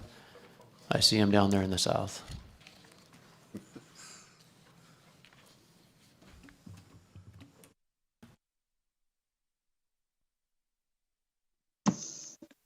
Good morning, Assemblyman, Madam Chair, Sharath Chandra, Administrator for the Real Estate Division. I believe that's just fiscal year 24, FY24. Can I finish? That was part of the question. Can I finish? Yes, it clarified. That's fine for 24, and 478 cases were opened. You had 66 hearings in the Real Estate Division Commission. What can we do, what can you do to speed up that process? If we have 1,360 cases filed, or 478 cases opened, are we short investigators? Are we short getting it out of the Attorney General's office? What do we need to do to take the bad operators out of business in the state of Nevada for the real estate people that are good operators and get painted with this brush? I'd really like to know how we can do that. Thank you. Sharat Chandra, Administrator for the Real Estate Division. Great question. I think the numbers were just data points, but that doesn't reflect the flow of how these cases work. So that's just an accumulation of complaints received. So and Assemblyman Gurr, you are more familiar with the real estate than probably anyone else sitting up there. So I think this is just, refreshing your memory too. The volume of complaints that come in have been consistent over time, 1,300, 1,400, that's about the range of them. What we do is we kind of work through those. So whether it's resolutions, and so by the time a case is open, that number of complaints is actually reduced down to the cases open. And then commission hearings is just a point in time. Again, like some of these cases continue over commission meetings, some of these get settled, some of these get resolved. So the volume and the current process is pretty good. I think it's just a matter of, do we have enough compliance staff to manage this caseload? And that's always been the question. We've always been understaffed. And like Director Sanchez has talked about, it started with the financial crisis and the pandemic, and real estate is unique in the fact that we're general funded. And so the priority for funding has never kind of been up for us, top of mind. And so that's always been the issue, whether it's licensing, whether it's compliance, whether it's regulations. And so that's always been the challenge. We're managing a process and we're trying to do the best we can, but absolutely resources are needed. Thank you. I appreciate the time to put that on the record. Thank you very much. Thank you, Chair. Thank you. Our last question is from Vice Chair Nguyen. Thank you, Chair, and thank you, Director Sanchez, for your presentation and your team. Apparently, you have a lot of phone a friend here as well. So you have, of course, everybody on board to get ready for talking to us. But just kind of going back to your slide 11, I know you have a lot in your office, and for Director's office, you do have a lot of programs, which is very commendable for such a wide variety of topics. I'm kind of wondering, the assistant highlights for 2024, it seems very minimal compared to the number of businesses that we have in the States in terms of, inquiries and troubleshooting. And a lot of the resources that you provide there is kind of duplicative of some of the chambers that exist in the States. Do you find that because of what maybe there's a lot more duplicity that the low stat kind of reflect that kind of trend? Chris Sanchez for the record. Thank you for the question. So we're not duplicative of the chambers in that we don't actually provide the service. We don't have staff to provide the actual service. What we do is we are kind of a clearinghouse that aggregates we identify what all those services are, aggregate them, and then what we put out is information pertaining to where folks can go get the service. Because we don't have, as I was mentioned earlier about the Director's office, we don't have a robust staff. So we've got a few folks that are able to through partner calls and monthly stakeholder calls with all the chambers, with the counties, with the cities, identify what resources are available, what events are coming up for small businesses, and then we get the word out. We utilize our PIO and our ability to reach out across the state and just educate folks as to what's available. Quick follow-up, Chair. So do you keep track of any data at all when all these folks coming in to ask you, what industry it comes from and all of that? Chris Sanchez for the record.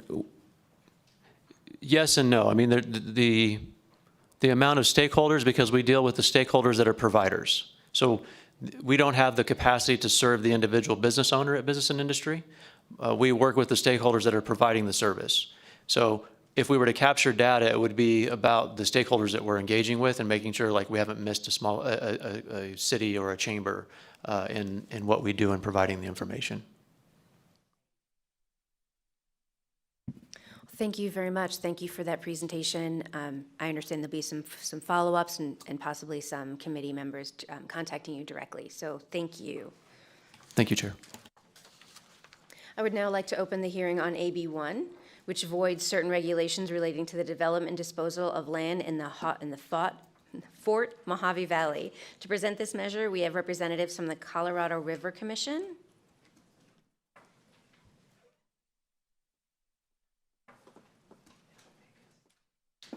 Please go ahead whenever you're ready. Great, thank you. Good morning. My name is Eric Witkowski. I'm the Executive Director of the Colorado River Commission, and I'll provide just a little historical information and the reason for AB1. Back in 1957, the Colorado River Commission roles was expanded to include the acquisition of federal land when Congress granted Nevada the option to purchase 15,000 acres in the Fort Mojave Valley near Laughlin. In 1986, via NRS 321-510, the Colorado River Commission adopted some regulations that involved development in Fort Mojave Valley to implement the authority under the law. Later in 2007, under Senate Bill 301, the Fort Mojave Valley Development Law was amended. The Nevada Legislature found it was in public interest to transfer to Clark County all the right, title, and interest of the state of Nevada in the land held and controlled and administered by the Colorado River Commission.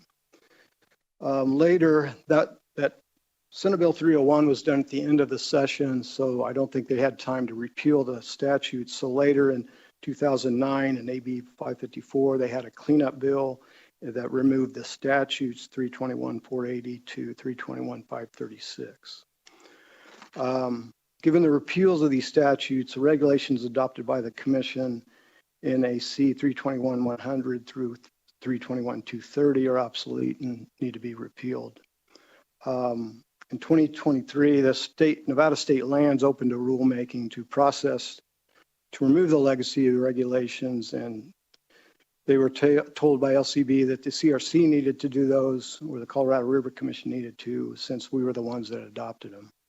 However, under current statutes and regulation authority, the Colorado River Commission doesn't have authority to amend regulations in 321 since that authority was revoked back in 2009. So the Legislative Council agreed and indicated that really no state agency had authority to repeal the regulations, and therefore legislative action was required. So consequently, AB1 has just sought to have the legislature formally repeal the regulations. And they're spelled out in the bill. Thank you. I'm available to answer any questions. Thank you very much for that presentation and the history of it. Committee members, do we have any questions? Assemblymember Gallant. Thank you, Chair. So the Fort Mojave Valley and the improvement district is tied to Laughlin, and it seems like it's also tied to water service as well. But Laughlin continues to have some issues with being in a building moratorium and unable to have new water hookups for the last 10 years that might last another 5 years. But I'm also looking at some of these reports and that Fort Mojave has a balance sheet or some funds of about $15 million. So is there a reason that the water storage cannot be built so that there can be continue to be building through this improvement district? For the record, Eric Witkowski, the CRC the Colorado River Commission isn't really involved in that process. That would be more of a Southern Nevada Water Authority issue. We were asked about some funds. We did do a little research, and I think there is somewhere between 12 to 14 million in a fund that's available. But as far as what that would be used, we're not involved with that. We can try to get you some more information, but I'm not the right agency for that. Okay, thank you. Okay, thank you. If there are no other committee member questions, we'll open it up for support for Assembly Bill 1. Is there anyone in Carson City who wishes to testify in support of Assembly Bill 1? Seeing no one coming up to the table, is there anyone in Las Vegas in support of Assembly Bill 1? Seeing no one coming up to the table, AVH, is there anyone on the line in support of AB 1? Thank you, Chair. The public line is open and working. We have no callers on the line for support. Thank you. And next, we will move to testimony in opposition of AB1. Is there anyone here in Carson City who would like to testify in opposition? Seeing no one, we'll go to Las Vegas. Anyone testifying in opposition? I see no one approaching the table, so I will return back to AVH. Is there anyone on the line in opposition of AB1? The public line is open and working. We have no callers for opposition of AB1 at this time. Thank you. I will now move to neutral. Is there anyone in Carson City who would like to testify in neutral? Seeing no one in Las Vegas, anyone willing to testify in neutral? And seeing no one, back to you, AVH. Is there anyone on the line for AB1? Thank you. The public line is open and working. We have no callers for neutral at this time. Thank you very much. Would you like to make any last-minute remarks? No, thank you. Just thank you for having us today and entertaining AB1. Thank you. I will close the hearing on AB1. We'll now move to AB 27. I am opening the hearing on AB 27, which revises provisions relating to PERS. To present this measure, we have representatives from Boulder City. Please go ahead whenever you are ready. We have representatives both in Las Vegas and in Carson City.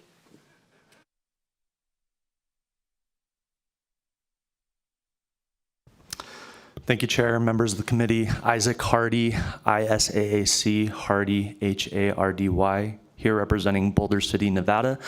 Thank you so much for hearing our bill this morning. You might recall in our presentation, the Boulder City presentation, we brought up a piece of legislation that would help assist us with or improve our employment situation in Boulder City. That's the bill that we're going to be presenting on today. Thank you again. And if it pleases the chair, I'd like to introduce and turn over the time to Mayor of Boulder City, Mayor Joe Hardy. He'll have some introductory remarks. And Brittany Walker, she is the city attorney of Boulder City, and she has, she'll walk us through the bill. So, thank you. Welcome, Mayor Hardy. Go ahead. Thank you, Madam Chair. Appreciate it. I'll give a little background. The genesis of this bill proposal, which was unanimously voted on by the City Council of Boulder City, came from a vigorous discussion on the employment of a city manager. And we decided that we should not use the critical workforce shortage statute exemption for this particular hiring. In fact, we have a city manager under contract at this time who will begin in some period of time that she'll be figured out. But I'll give you a little story. When I first was elected, I had a focus group in the clerk's office, and I said, this is what I want to do. And I said, does anybody have a napkin? You know how you make a deal on a napkin, you write it down, and then you bring that forward and you make a bill or a law and whatever. So does anybody have a napkin? They had no napkin, so they tore off a paper towel. And I wrote on the paper towel what I wanted to see happen in Boulder City. My number one thing that is enabled, that is written on that napkin is retain my people. And I haven't been doing a very good job of it. We looked at the concept of we hire them, we train them, and then they go work for someone else. So since 2016, we have had 5 different public works directors, 6 different finance directors, 4 different fire chiefs, the position is currently vacant, and 4 different airport managers.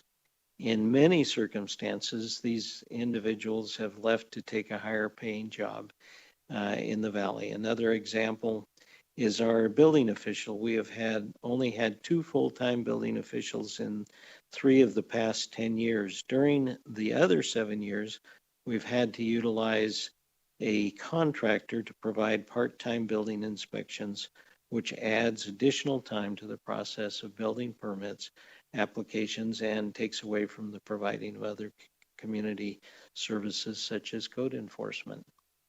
We have seen interest in some of these positions from retired public employees who did similar jobs in other local governments in Nevada and would bring a wealth of information, experience, and expertise. However, due to the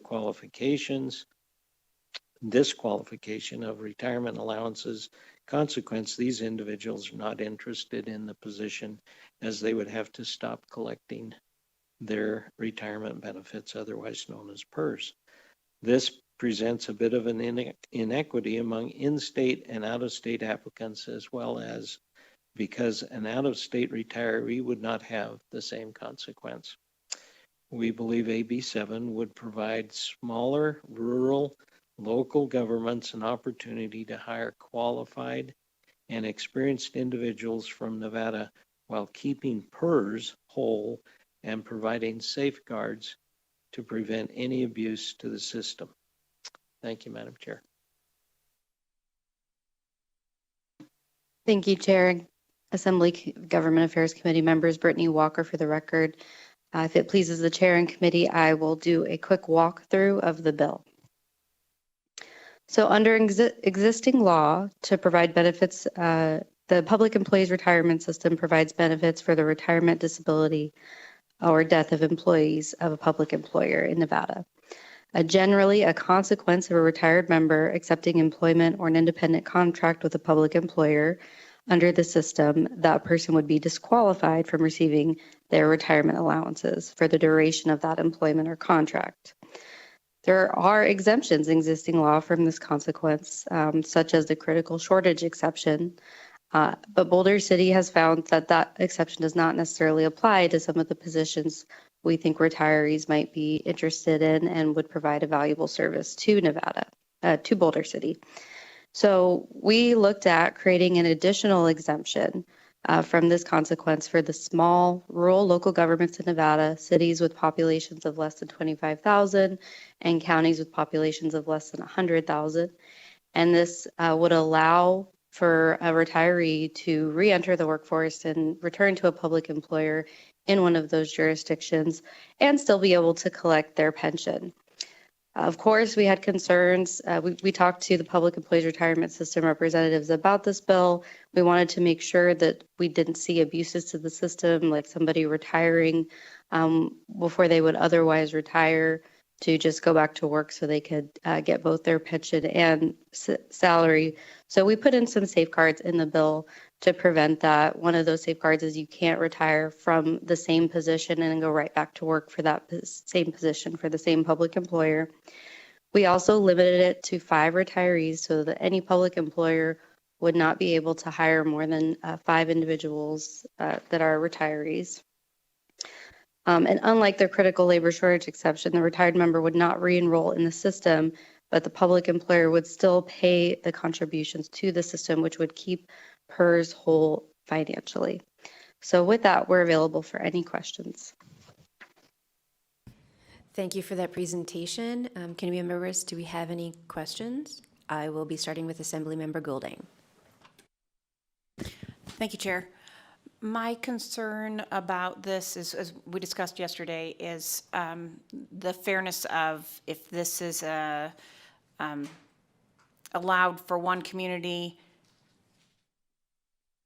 should it not be allowed across the state? So I understand you're trying to restrict the applicability, but I just wanted to register my concern about the across the state, and then if there's an expanded use of this exception, then there's an expanded concern about double dipping. Sorry, Assemblymember, was there a question? Chair, I think I can respond. Thank you. Yeah. No problem. Chair, through you to Assemblymember Goulding, Brittany Walker for the record. Oh, thank you. Yes, the impetus for bringing this bill was motivated by Boulder City's own issues with retaining qualified individuals, and the issue is that we can't compete with the salaries in the valley. The larger jurisdictions or even private sector sometimes pay much higher salaries than we can offer, and what other rural governments can offer. I think other rural local governments have the same issue. So that's why we focused it on that issue. But of course, this bill's before the legislature, and you are the policymakers for the state. So you all can determine what is appropriate and what's not appropriate. I do think, I won't speak for PERS, but I do think there would be a larger impact to PERS if you expanded it to the all jurisdictions in Nevada. Thank you. Our next question is from Assemblymember Carter. Thank you. Yep. Has there been an actuarial study done on the impact to PERS? As we all know, PERS is a very big part of attracting people to public work.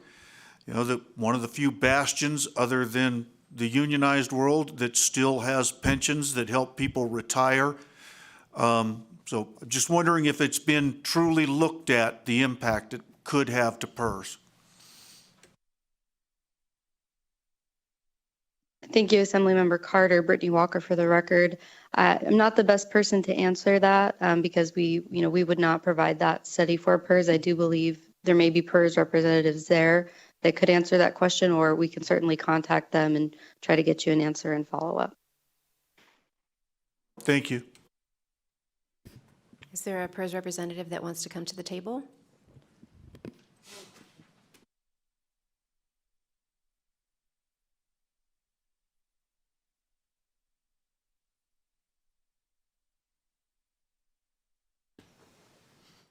Good morning, members of the committee. I'm Tina Liss. I'm the Executive Officer of the Public Employees Retirement System. To answer that specific question, Assemblymember Carter, whenever we get a request for a fiscal note or we see a bill such as this, we always do send it to our actuary for review.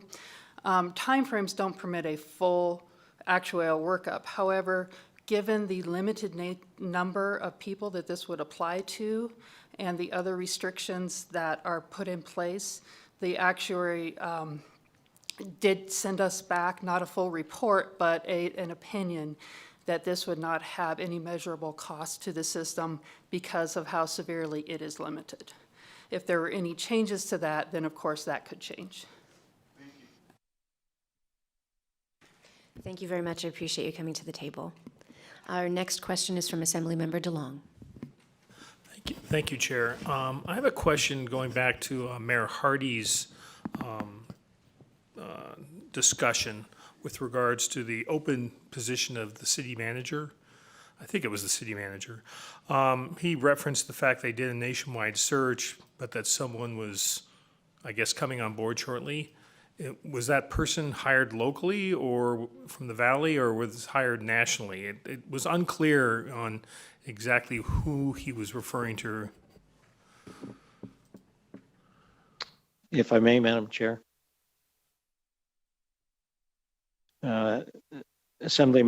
Member DeLong, it was an interesting, it was a nationwide search. We hired a headhunter firm, for lack of a better word of saying it, and they came up with lots of applicants, and they looked at those and they winnowed them down, and we ended up having an open community forum, as it were. When they looked at the top ranked people, they came up with 3 people, and those 3 people were invited to a open meeting where the community members were there, and they were interviewed basically by the community members. And the community members, said what they said.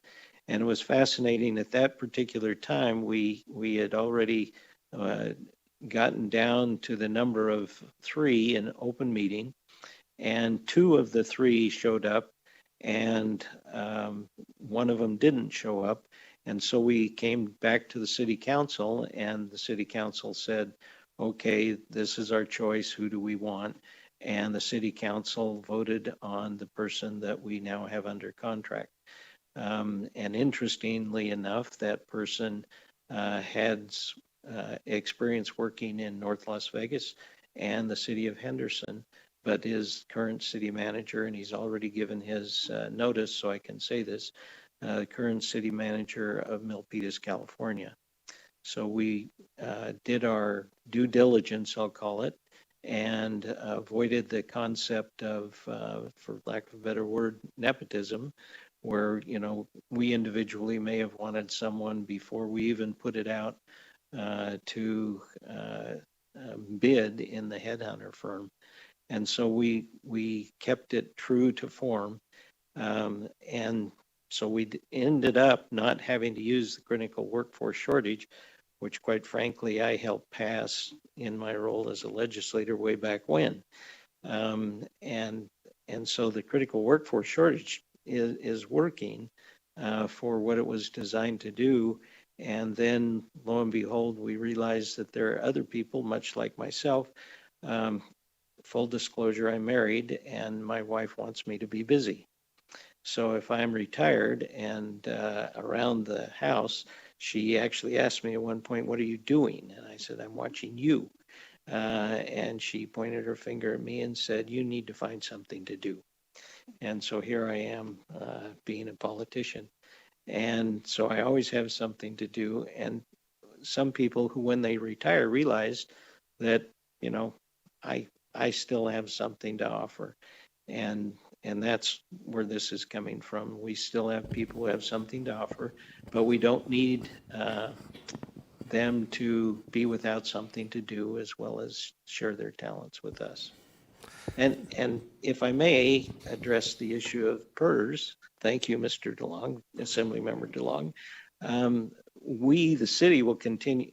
We, the city, under this would continue to pay the PERS, but it wouldn't go to the person who is hired. Thank you. Yeah. Thank you, Mayor. And fortunately, you have experience being a politician. Thank you, Chair.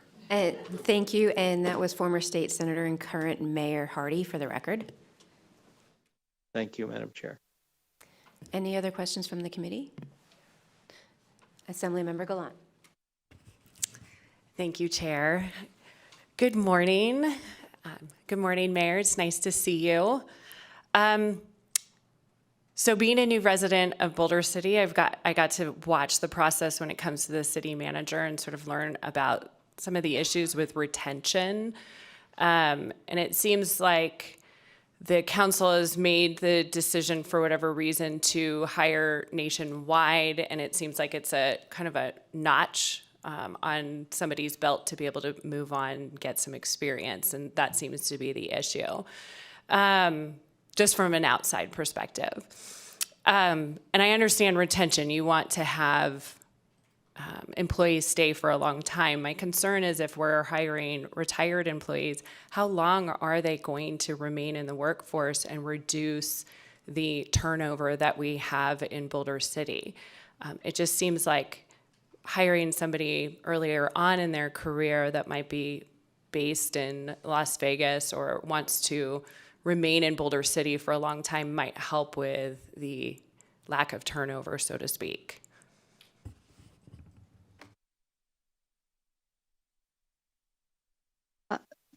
Brittany Walker, for the record, Assemblymember Glott, thank you for the comment and question. I think the real beauty in this policy change that we're requesting is that this would not require the city to hire a retiree, or and we would not pick, we wouldn't seek to hire only retirees. It's a competitive process whenever we hire an employee. We have a application period that's open to everyone, and then we interview the qualified applicants, usually with a panel, and each panel member usually provides a rank, a number to rank each person's answer to an interview question, and then the best interviewer usually is selected. And so it's a very competitive and quantitative process.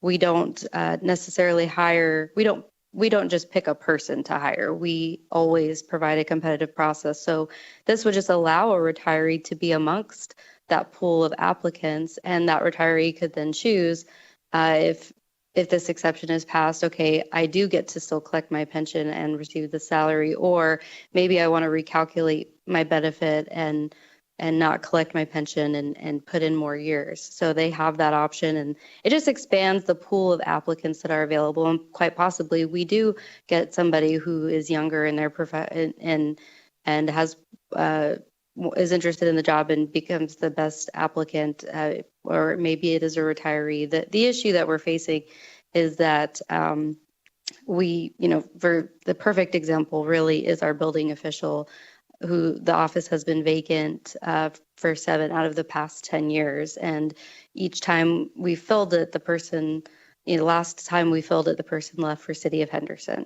So it's a really niche position. You have to have a certain expertise and knowledge that's just not possessed by a lot of people, but possibly a retiree in the state would have that knowledge and provide a number of years. So it just really allows the option, I think. All right, thank you very much for that presentation. We will now move on to testimony on the bill. Again, testimony can be provided in person in Carson City, via video conference in Las Vegas, or over the phone.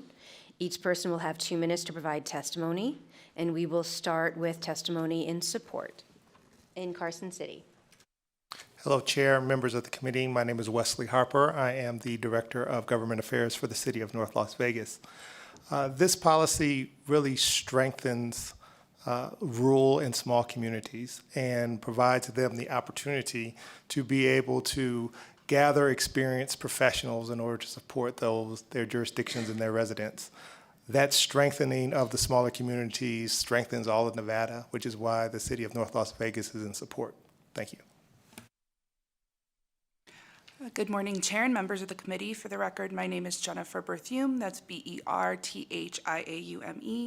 Government Affairs Manager at the Nevada Association of Counties, or NACO, whose members represent all 17 counties. NACO is in support of AB 27 because it provides a useful option for our smaller counties to hire those qualified and experienced individuals from Nevada. Thank you. Thank you. Seeing no one else approaching in Carson City, Las Vegas, do we have anyone testing in support of AB 27?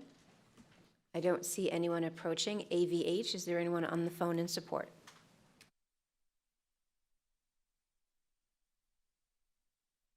Thank you, Chair. The public line is open and working. We have no callers for support at this time. Thank you. We will move to opposition.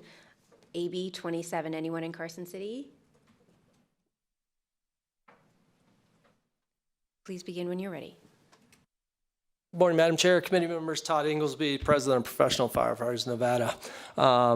Several things I have issues with this bill. One concerning that we already have a critical shortage policy that's in place, that it's in law today to fill positions that we have hard times filling. Second thing, I think some of the other legislators hit on it too as well. Bringing people back into that workforce. What is their real buy-in or their real commitment to these community positions? Because again, I think it's easy if I retire and I get bored and I want to go do something. There's lots of positions out there for me to fill that are not in a PERS covered position currently. And again, we already have a policy in there. I think the mayor hit something, nepotism. What is the real process to prevent that from happening? If you're just changing titles for a position, titles can be changed all the time within our industry, within our government. You can change it from a director to associate to VP, president, whatever you want to do. Those are all titles. So changing titles could happen anytime. It happens all the time in private sector. It happens all the time in the sector I'm in within the police and fire industry. So again, have some concerns. Another concern is we're taking away opportunities for other people to be into the PERS system and pay into the PERS system and be committed into the PERS system. Thank you. Is there any other opposition in Carson City? Las Vegas, is there anyone wanting to testify in opposition to AB 27? I see no one approaching the table. AVH, is there anyone on the phone for opposition for AB 27? The public line is open and working. We have no callers for opposition at this time. Thank you. We'll now move into neutral. Anyone in Carson City wish to testify in neutral for AB 27?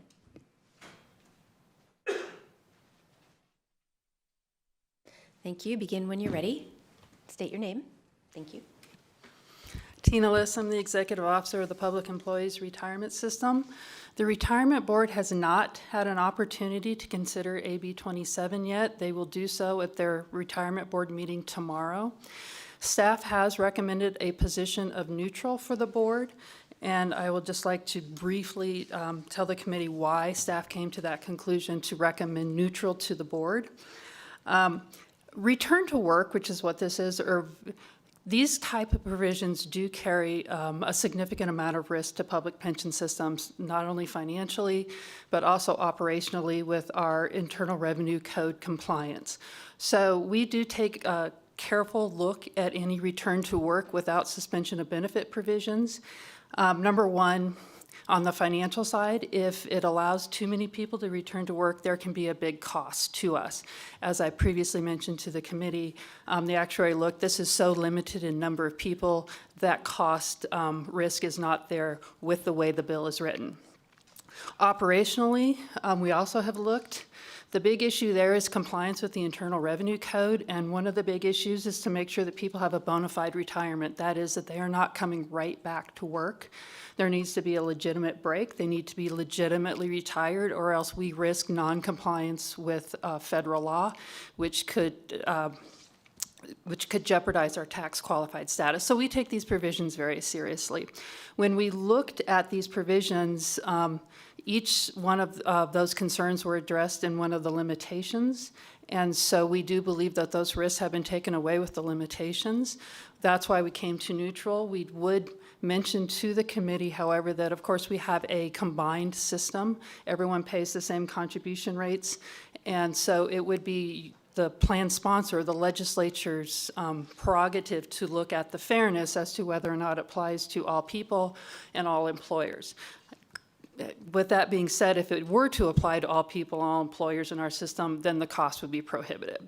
So that is what we believe is a policy consideration to the legislature to determine how you want to use the system as a human resource tool for the employers, and whether you want to allow a exemption such as this. Thank you. Is Las Vegas? Do we have everyone in neutral in Las Vegas?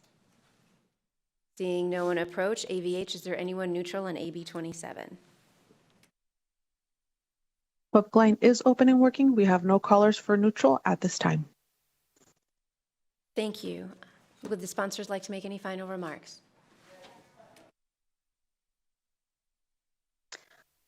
Brittany Walker, for the record, we'd just like to thank the chair and committee members for their time. And if there's any questions that come up, please reach out and we'll get those answers to you. Thank you. I will now close the hearing on AB 27. Now we move to our last thing on the agenda, public comment. As a reminder, members of the public can provide public comment in person or telephonically and may submit public comment up to 24 hours after the meeting. Instructions for providing public comment can be found on the agenda. To provide public comment telephonically, dial 888-475-4499. When prompted to provide the meeting ID, enter 857-7932-2524, and then press pound when prompted for participant ID. Each person will have 2 minutes to provide testimony. You may also submit public testimony, written public testimony to the committee, again, up to 24 hours after the hearing. Please remember to clearly state and spell your name for the record. Is there any public comment here in Carson City? Seeing no one approach. Is there any public comment in Las Vegas? Seeing no one approaching in Las Vegas, AVH, is there anyone on the lines for public comment? Public line is open and working. We have no callers for public comment at this time. Thank you. The next meeting of the Government Affairs Committee will be Friday, February 21st at 8 a.m. in room 3143. That concludes our meeting today. The meeting is adjourned. All right, run out.